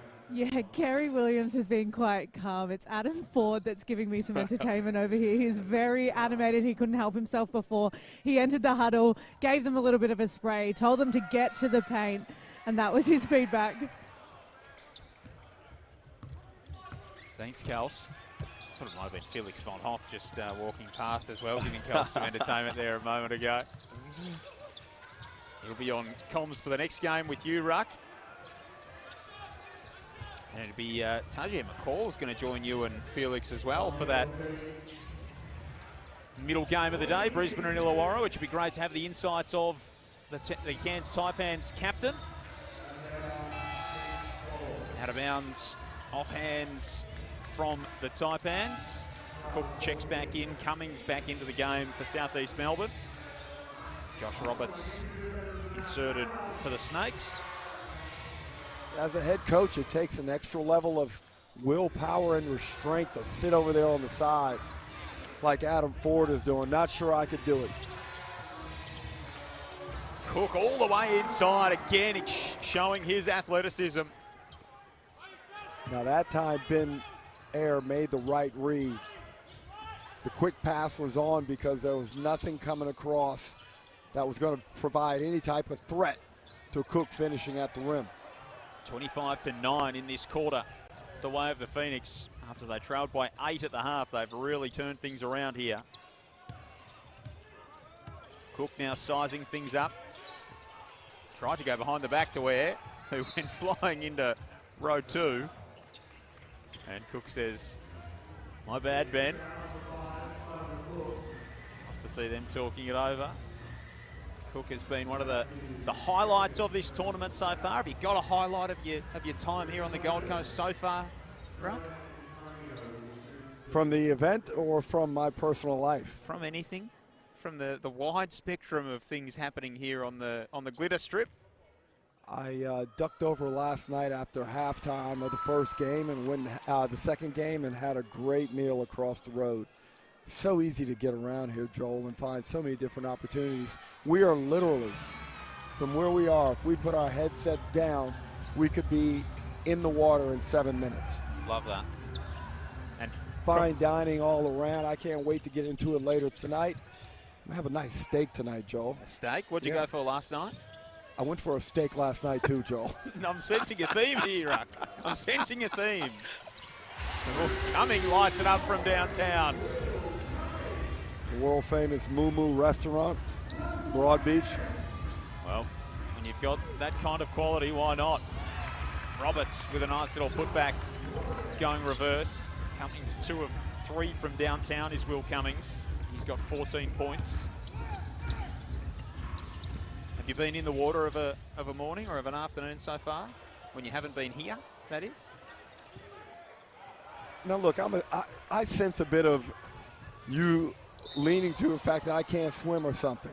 No. Oh, okay. So just I have not been in the water yet, but I did take a nap the other morning on the grass as I overlooked Burley Heads. It was amazing. Beautiful. Talk about just invigorating the soul, Joel. Amazing. Went out there, laid down. I'm a bit self-conscious, so I couldn't fully fall asleep. Josh Roberts has a little bit of a tweak. A little bit sore on that left ankle, but he's just given the thumbs up. He looks like he's okay. He's doing well to nap in public. Don't know about that. I don't know about napping in public. Anyone who can fall asleep on public transport's doing really well, in my view. Planes, trains. Planes, really? Planes are easy. If you have a long enough flight, maybe on the red eye back from Perth in a couple of weeks. Brisbane, Melbourne, no good? Oh, it's probably a bit short. Probably, and generally when you're travelling for work, try and get a little bit done on the plane, maybe. Depends what time you're flying, of course, and what you've been up to in the previous days, perhaps. I could fly from Geelong to Melbourne and fall asleep. Josh Roberts makes 2, and he's just going to come out of the game. Maybe as a little bit of a precaution with the ankle. I haven't seen those Geelong-Melbourne flights often. No. It's a 5-point game. Oh, Miller taking it upstairs and throwing it down with some authority. Well, you mentioned how much power he was packing in that body, and we finally got to see it on full display. Elevation. He had the bench up. Taju McCall loved that. He's been getting around on crutches and hopefully not doing more damage. Gary Brown can't make it go. Miller looking for Antonio with the outlet pass. And a little bit of a punctuation mark on the third period from Patrick Miller with a vicious right-handed slam. And it is back to a 3-point ball game, 77-80 here at the final break. What we call a fundamental defensive error at the ball screen. Both guys step away, hands are up, looking at each other. Why didn't you? Why didn't you? Turn around, boom, Miller on the rim. I've got a ball game here too, Derek Rucker. 77-80 at three-quarter time. Southeast Melbourne came out in that quarter. It was 23-7 at one stage. They trailed by 8 at halftime. They turned that around into an 8-point lead. And then the Taipans were able to close on a 10-5 run to get it back to a 3-point spread at the final change. Clintman's got 14, didn't score in that period. Miller has 11 for the Taipans. They're the two Snakes in double digits. For the Phoenix, Cummings has 14 and Cook has 14. Ben Ayre has 10 coming off the bench in 17 minutes of play. And as Kelsey Brown told us earlier, Mitch Creek's been shut down for the rest of the contest. And all of a sudden, it's going to be a very interesting final quarter. Well, it's very predictable. The Taipans score efficiently when they keep the ball, when they don't turn it over. They will win this game if they do that. If they turn it over, it's very simple. The Phoenix do a good job of punishing them on the other end, and that's why we've got this tight game. It's been a game based on Taipans turnovers, or one could say excellent defensive pressure from the Phoenix. So the first 6.5 minutes of that quarter, 7 turnovers for the Taipans. The last 3.5 minutes, just the 1, and that's when they really rallied back into the contest. So it's exactly right. Miller has been on the boards, and Tyler Cook's been impressive again for the Phoenix. Looks a real find. Ben Ayre with 5 assists coming off the bench to go with his double-digit points numbers. He's played an important role for the Phoenix, of course, against his former team. Coming up against the Cairns Taipans, Ben Ayre. Mike Kelly coaching against his former team. Yes. And both lineups coming out of almost the starting lineup, so coaches playing this one to win. Might go across court and check in with Kelsey Brown. 3-point game, and both squads seem pretty energized, Kels. Yeah, Tajir McCall spent the first half of that break watching the replay of Patrick Miller. So that was quite interesting to watch. But I'm just going to keep my eye on Josh Roberts. He obviously had that tweak of the ankle, see how he pulls up and enters the game again. As far as hype men go, Kels, you'd love to have Tajir McCall on your team. He provides plenty of energy. He's up there as it's thrown down on the offensive end by Gak. Tarangi's hit a couple of threes. That one's a little bit short. And AK Gak pulls it down. Miller in transition. They'll keep it here, the Snakes. Wardenberg off the side of the backboard. Turns around in frustration and just ambles over to the corner. Knew the ball wasn't coming back his way. I think that frustration was directed at the official on that side of the floor. Felt like there was excessive contact. He was in no hurry to walk back over in his direction, that's for sure. Big Sam Wardenberg, of course, the Next Gen Award winner last season. Outstanding debut year for the Taipans, for the big man out of the University of Miami. And he's picked up a technical for his little display once they got back down here. He just looks nice. I can't imagine him being demonstrative or particularly vociferous in the way that he goes about things. Must have been a very quiet technical. I didn't see any carrying on of... Well, you mess with a man's livelihood, Joel, anything's possible. Very true. Bobby Clintman's having a word to the referees as well. Nico Fernandez chatting away with Kerry Williams. And what Bobby Clintman is doing is very smart. He's being friendly to try and just suck them back onto his side a little bit. He's trying to repair a little bit of the damage that Wardenberg just did, and that's a smart move for a young player. Got to play the game. How were you with the refs in your career? I was good. I like going to the line. I like getting buckets. I wasn't trying to get them mad. I wanted all the calls. I mean, if I had to be direct and to the point, I could do that as well. There's a time and a place. Exactly. There is a time and a place. When I was younger, I was dumber about it. Miller with a fancy little dump off That's pass. a charge. Wardenberg called for the offensive foul, so that won't make Sam Wardenberg's mood any better. Now you got to come out of the game. Yeah. Still a young player, you got to get him out of the game.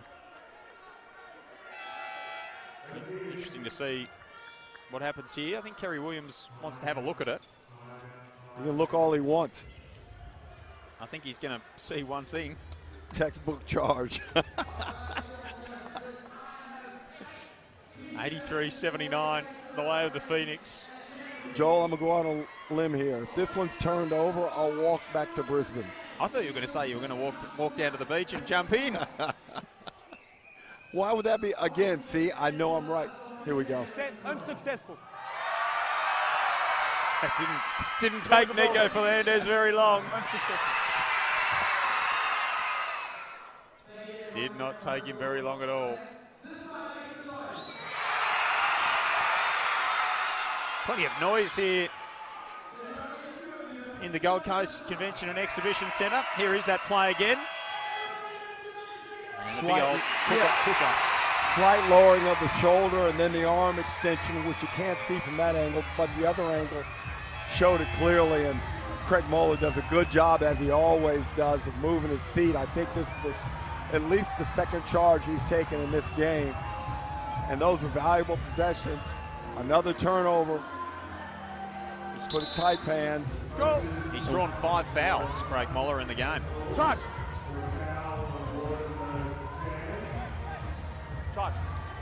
So Tarangi and Air have both got 4 fouls. Miller and Roberts have got 4. Clear. Wardenberg's got 2. Great to have Nico Fernandez mic'd up to give us some of the insights. Step back here from Gary Brown, won't go. Cook's on the boards again. Been a real presence in there. Yeah, Joel, and one thing other teams would have to notice right away is it's just not enough to get your body between the hoop and Tyler Cook. You must get your body between him and the rim and then try and drive him back away from the rim, because he's so athletic and strong. He can just elevate and get up over you and get the ball over the top of you. Got to drive him away. Beautiful move from Gary Brown. Here's Miller for 3. That one's short. Moller's pass straight into the arms of Miller.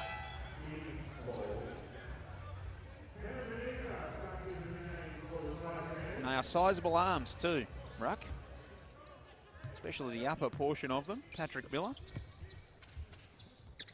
Yeah, I might have to do some push-ups or something after the game. I'm feeling a little bit self-conscious and less than. If you're going to have to do push-ups, then I don't know what I'm going to have to do. I'm going to be in a world of hurt. Here's Clintman back the other way. Armstrong. A little bit of physicality between he and Brown. Navigates the key. Didn't see a lot that he liked. Down to 5 on the shot clock. Back in the hands of Armstrong. Nice move. Floats it home. And we haven't seen him in late shot clock situations, and I was real interested to see what he was going to come up with there, and that was super smooth, silky-like. He knew how much time he had to work with then, didn't he? He did. He was very aware, and again, great attribute amongst many that we're seeing Taron Armstrong display here. Foul called off the ball. I think we might have a shot clock issue that's brought a halt to play. Ben Air getting set to check back in. Cody Statman also about to come into the game. Of course, Cairns product from up that way. Spent last year at Brisbane. Brought into the Phoenix as a development player, along with Luke Rosendale and Austin Rapp. Moeller from downtown, that one's a long way short. That'll be a 24-second clock violation.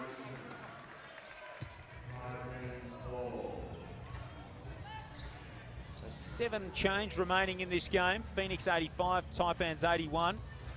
They really burst out of the blocks, both teams, 34-30 at quarter time. It slowed down a bit in the middle stages of the game, but there's been some offensive fireworks along the way. Joel Peterson, Derek Rucker, Kelsey Brown with you. First of 3 games this afternoon. Miller goes down hard and clutches his right knee. He bounces back up. Jonah Antonio about to replace Clintman. Still 14 points for Clintman. Just the 2 field goal attempts in this second half. He's missed both of those, but the Swedish next star prospect has again made an impression. Particularly his aggressiveness in getting to the rim. More of a stock standard 1, 2, 3, 4, 5 lineup here from the Taipans. Miller playing the 1. I'm real curious to see how these next couple of minutes go.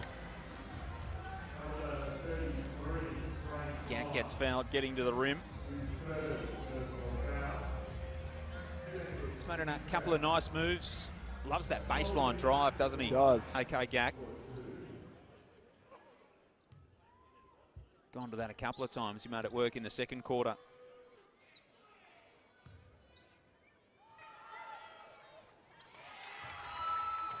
Nails the free throw.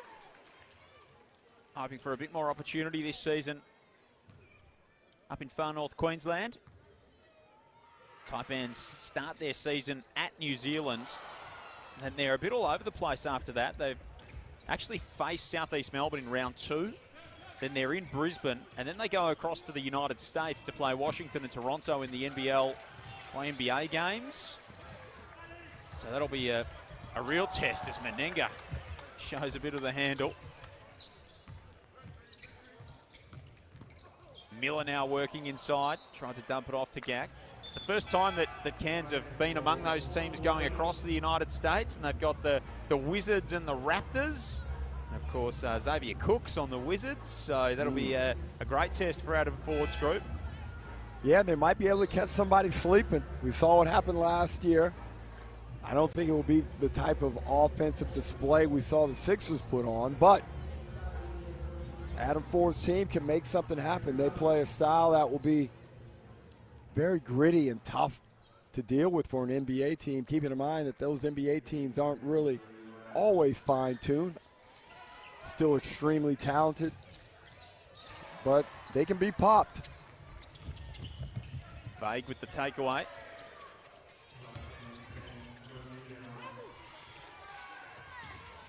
Now Air looking for a seam.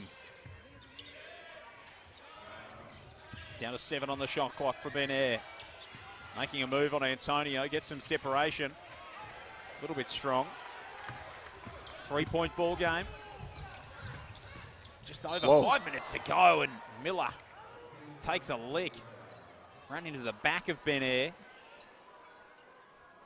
That's a few times where he's been hit in the mouth region. Put that ball in his right hand, and went hard in there. Yep, that's a nasty one. Head snap. Ben Air turning away to try and block that lane, and Miller ran headlong into him. And I get the sense that when Patrick Miller runs into you, it's going to be at pace. It's going to have some real velocity and force behind it. Just taking a moment to regain his composure. That will be the end of Ben Air's afternoon. Foul number 5. You hate to get that 5th foul when you know you've probably got the rest of the game to play. 10 points, 5 assists for Ben Air. Couple of threes in there. Tarangi's also got 4 for the Phoenix, so he's in foul trouble, but not out there at the moment. Moller, Brown, Vague, Statman and Foxwell, the 5 that Mike Kelly's going with. Antonio, Mayen, Miller, Menenga, and Gak out there for Kerry Williams, who's stepping in for Adam Ford today. Menenga puts it on the floor. Working inside on Vague. Too big, too strong. Nice strength, uses the offhand. Good touch. That's a strong, patient, smart move. And just great evidence that you know you can still go down on the block and play semi back to the basket basketball. But if you're going to play like that and sacrifice other opportunities to score, you got to make it work. And he did a good job there. Bit rushed on the free throw, though, Sam. He looks like he's going to give them some real highlights throughout the season, the Taipans fans. Oh, you didn't believe that? You were doubting him? I hadn't seen him sort of put the ball on the floor like that and make those kind of moves. And real life, this is why this event's great, too, because real life is so much different than what you see on highlights and video reels. Different ball game. You know? And you can see why so many NBA scouts have come over here. 46. 46. I don't think we had 46 during my 15 years of playing in the league. It's a terrific advertisement for the competition, that's for sure. Of course, the 8 next stars in action and plenty of other prospects too. Gary Brown, wonderful move, just circus shot, tossing it back over his head and gets the friendly roll. And certain players can sense the moment, sense the occasion, and know when to press the button. And we saw him do this the other night in that great comeback win against the Sydney Kings. Yep. Gary Brown doesn't mess around. Sees he's got a mismatch. Numbers were not there. 1 on 3. Low percentage basketball. High confidence level. Makes the play. Just great body control to fling that over his head and get it to go. So 4.5 remaining. Southeast Melbourne by 4.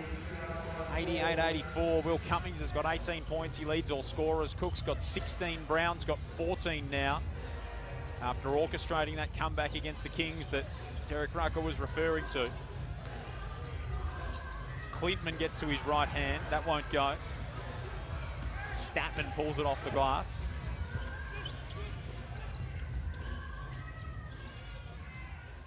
Brown directs some traffic. Wants the screen from Statman. Lines it up from downtown. Antonio collects the miss.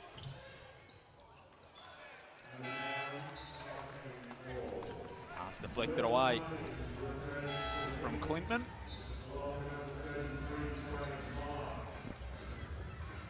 Now, I don't care what the context is. When you get a close game, is when that blood starts feeling good. Like you want to be able to make plays. There's nothing like making plays in a close game or a close practice situation. It just all feels good when you can pull it off. Talking about pulling it off. Wow. Miller, just strong move, going straight up. Brings it back to a 2-point ball game. So if I could give you the option to sub in for one of these teams right now, where do you think you'd be best utilised? The skill set of Derek Rucker, the former league MVP. At my current age? And whatever you want to be, Derek. Whatever you want to be. Let's go 27. Yep. Right in the 30 prime. years ago. Right in the Wow. prime. I would go with Southeast Melbourne because I would love to play with a guy like Tyler Cook. He reminds me of a couple of big men that I played with in my career. Here is Tyler Cook. Rumbling down. Has he given away an offensive foul there? He has after he offloaded it to Moller. Tough play. The intent was right. Just didn't quite pull it off. Once you throw that type of pass, it's always a good idea to veer away from the pass. And that was really tight. And this is one of the reasons why they always say, don't let the big guys do that type of thing. So Nico Fernandez reviewing this one. Mitch Creek gave Tyler Cook a wry smile as he walked to the bench. All right, broadcast. The coach's challenge is unsuccessful. The call stands on the floor, offensive foul. Nico Fernandez letting us know that challenge unsuccessful. So 88-86, 3 minutes remaining. This one going right down to the wire. Had a 4-point game on Saturday night between Melbourne and Brisbane. Southeast Melbourne got over the line by 7. Tassie beat New Zealand by 7 as well, and Perth beat Cairns by 7. But Apart from that 4-point game, that's as close as we've got so far in this NBL Blitz, so we could be set for the real thriller of proceedings with 3 minutes remaining. Kelsey Brown was listening into the Southeast Melbourne timeout. What did Mike Kelly have to say in advice to his Chargers, Kels? He's incredibly happy with what they're doing offensively. He's saying get downhill. The last couple of plays have been in the paint, so he's really happy. He just wants them to extend this lead that they've got at the moment. 4 fouls for Tyler Cook. 4 fouls for Ruben Tarangi, 4 for Patrick Miller, and 4 for Josh Roberts for the Taipans. Miller almost had it knocked off the rack by Gack, trying to tip it home. Cummings back the other way. Tarangi to Foxwell, up among the trees. Wow. That is tipped home by Cook. Nice aggressive take from Owen Foxwell, and Antonio right back at you. Didn't waste any time, and as all kinds of bodies went flying underneath the basket, and it was an easy lay-in for Anderson to answer right back with a 2.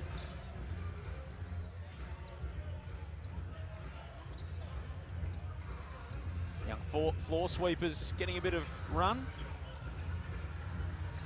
Driving in today, Derek, I thought, gee, it's been a long time since I came here. I've only ever been here once, and it was about, what would it be, 13 years ago? Oh, when I was up here for schoolies, of all things, we came to a Gold Coast Blaze game and watched Ira Clark absolutely rip the thing a new one. He put on a show, the big man. Yeah, he was an outstanding player, and you know, the Gold Coast Blaze has some good seasons. Foxwell from the corner. Schoolies, huh? Yep. Wow.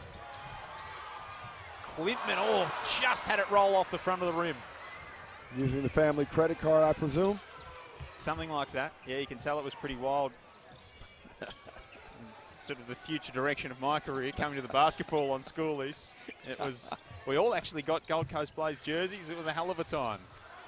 There was about 13, 18-year-old blokes walking out of here in Ira Clark jerseys just based off that one performance. Well, when I'm looking for a good time later tonight, maybe I'll bypass your number. I don't blame you. I don't blame you. Many have and many will. Ball's out of court. Minute 30 remaining. 2-point ball game. Southeast Melbourne trailed at quarter time. Led at quarter time by 4. They trailed at the half by 8. They then turned that into an 8-point lead midway through that third period. And Cairns have closed right back up for the final stages here. Tarangi, Cummings, Cook, Brown and Moller out there for Southeast Melbourne.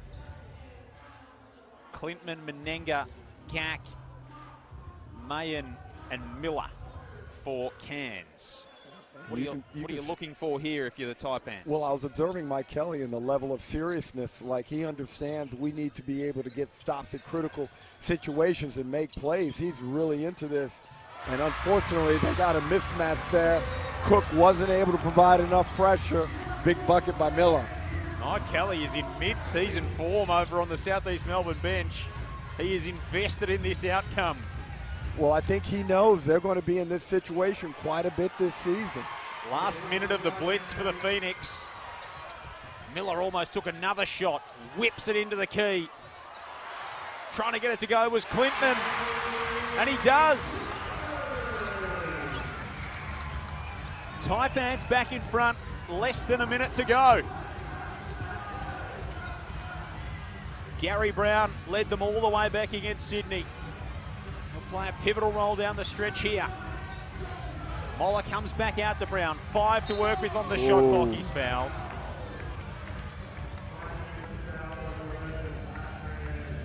And that type of foul will drive a coach nuts. Extended outside, way outside the 3. There's no need to get out there and put yourself physically in that position and open up an opportunity for a smaller guard to exploit you and force you to create contact and go to the line for 2 cheap ones. Now you're just relying on luck that he misses one of these 2. 2-point ball game. Brown rattles the first one in. 15 for Gary Brown, 16 for Tyler Cook, 18 for Cummings. Miller's got 15 for the Snakes. Clintman's got 16. Meninga 11, Armstrong 10, and we're tied at 92. Get a quick one here. Fast push off a ball screen. Get a quick one at the rim. Miller comes downhill. Beautiful feed to Clintman.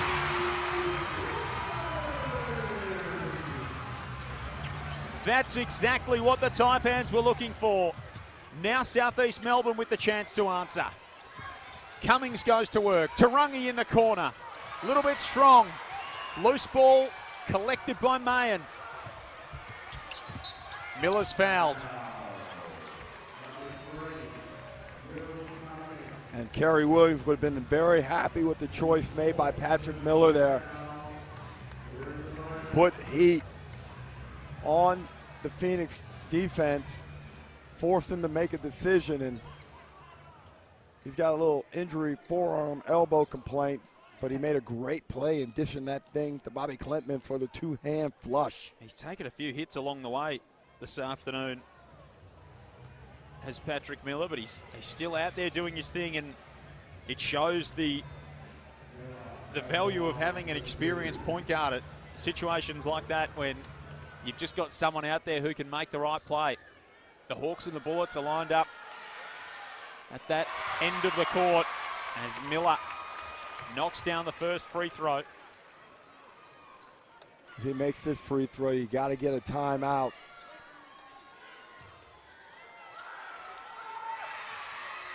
And he does. And a timeout is exactly what we will have. 16.7 remaining. The Taipans lead by 4. 96-92. With Southeast Melbourne having led for the majority of the game since about halfway through that third term. So now strategically, Joel, you're looking at options with 17 seconds, 16.7 on the clock. In these first 5 to 6 seconds, inbound the ball from the side. You're looking for a quick look three off the pass. Then if you don't have that, create something at the basket. You'll obviously take off the next progression a quick one at the rim, finish. Problem is you're still down 2. You got to foul. So ideally you like to get a 3, but a 2 inside the first 5 seconds isn't a bad option right now. It still gives you time to play and for some things to go wrong for the Taipans. And for both teams, this is perfect situational practice. Exactly. It's exactly what you hope for in a preseason, that you get the opportunity to test your skills in these matters, in these moments that matter the most, and that's exactly what Mike Kelly and the Phoenix have got as we go down the stretch here. Now, I'm hoping they don't do the play where you throw it all the way over the top for a 3, because I'm growing tired of that play. So Moller with the side out, and Brown's lost the handle. That was well constructed. He could have rotated right into a 3 or a quick read and gone by that defender and laid it up. Unfortunately, the hands let him down, and this one's done, Joe. So all Clintman's got to do is find the inbound. Miller almost had a couple of other bodies at him, and it'll be Miller who strolls to the line. He's played such a vital role in this one down the stretch. 14 seconds remaining in the ball game.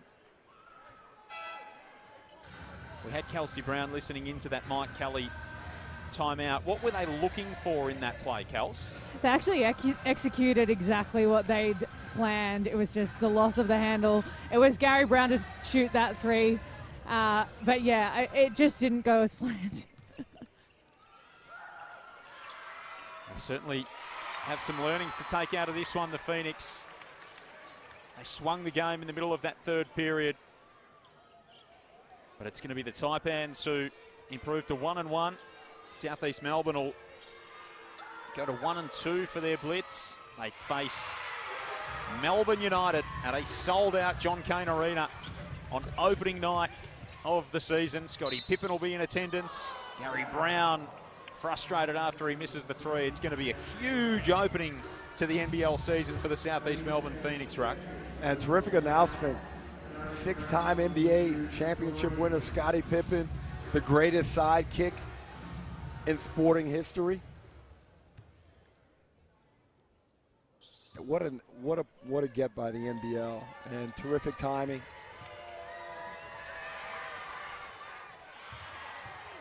Now, I said this was over, Joel. A turnover off the inbound, if he makes both of these free throws, albeit I imagine Kerry Williams will call a timeout if he makes this free throw here. He has one remaining. The third free throw is a bit of a game changer in this sense, isn't it? We might have gone a little bit early riding this one off. And Williams doesn't go for a timeout, surprisingly. So just going to let them play it out here. So Clinton, the youngster, to inbound. Got it to Miller. Miller's going to be walked to the free throw line again. The Hawks and the Bullets lined up, awaiting their turn. They're the middle game of the day. Felix von Hoff will be along with you, Ruck, and Taj McCall as well. Going to be terrific to have his insights in the middle game of our triple header today. Later on tonight, Pete Hooley will join myself as Melbourne United take on the Sydney Kings. Two young up-and-coming squads in the Hawks and the Bullets. And if this is anything to go by, it could be a great day of hoops. Oh, it's going to be, and I'm really looking forward to having Tajiran here at the table, courtside with us. Foxwell from downtown. That one's short. And the Cairns Taipans get their first win of the NBL Blitz.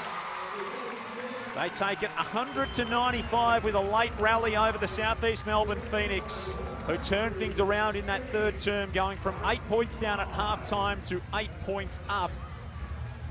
But it was the Taipans down the stretch, able to make the plays when they mattered most. And they take it out 100-95. Patrick Miller led all scorers with 21 points. He also had 6 rebounds, 2 assists. Bobby Klintman, the next star, had 18 points in an impressive display. Taron Armstrong had 10 for the Taipans, 5 assists, but also 4 turnovers. For Southeast Melbourne, Gary Brown had 19 points. He threatened to really loom large late. Another impressive performance from Tyler Cook, 16 and 6 with 6 turnovers, and 15 points from Will Cummings as well. But in the end, it was pretty well executed down the stretch from the Taipans. It was, and I think they had a real good sense of direction. Patrick Miller did a great job down the stretch, but overall, I like the fact that Clinton is able to find a way to get 14 shots up. For a player of his age, to be able to have the courage and the shot creativity to get that amount of shots off and finish at a pretty good clip, I think he's made a good name for himself, and I really like what he brings to the table. As we look at some of the highlights, this game was primarily a won and lost based on Taipans valuing and possession of the basketball.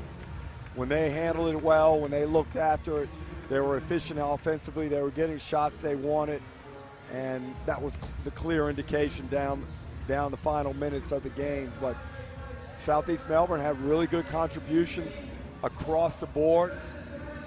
They didn't shoot it great. Neither team shot it great from the three. I'd expect both of them to be much more proficient during the season, and you know, they're just going to be really solid basketball teams that are hard to beat during NBL 24. They ended up with 18 turnovers, the Taipans, so they had 8 in the first period, 7 in the third period. In the second and fourth, they combined for 3. And that was when they made their runs both times.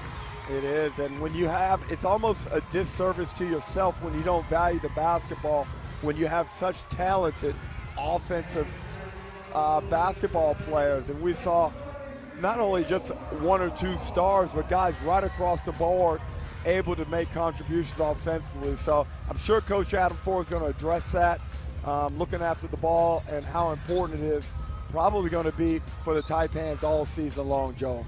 Good fun, Derek. Great to work with you. Look forward to catching up with you across the course of the next couple of days, and enjoy that steak tonight. Thank you, Joel, and I look forward to working with you over the course of the season. Absolutely. You'll be alongside Felix von Hoff for our next game. It is Brisbane and Illawarra, the middle game in our triple header here at the NBL Blitz on KO Freebies. Stay with us. It's not too far away.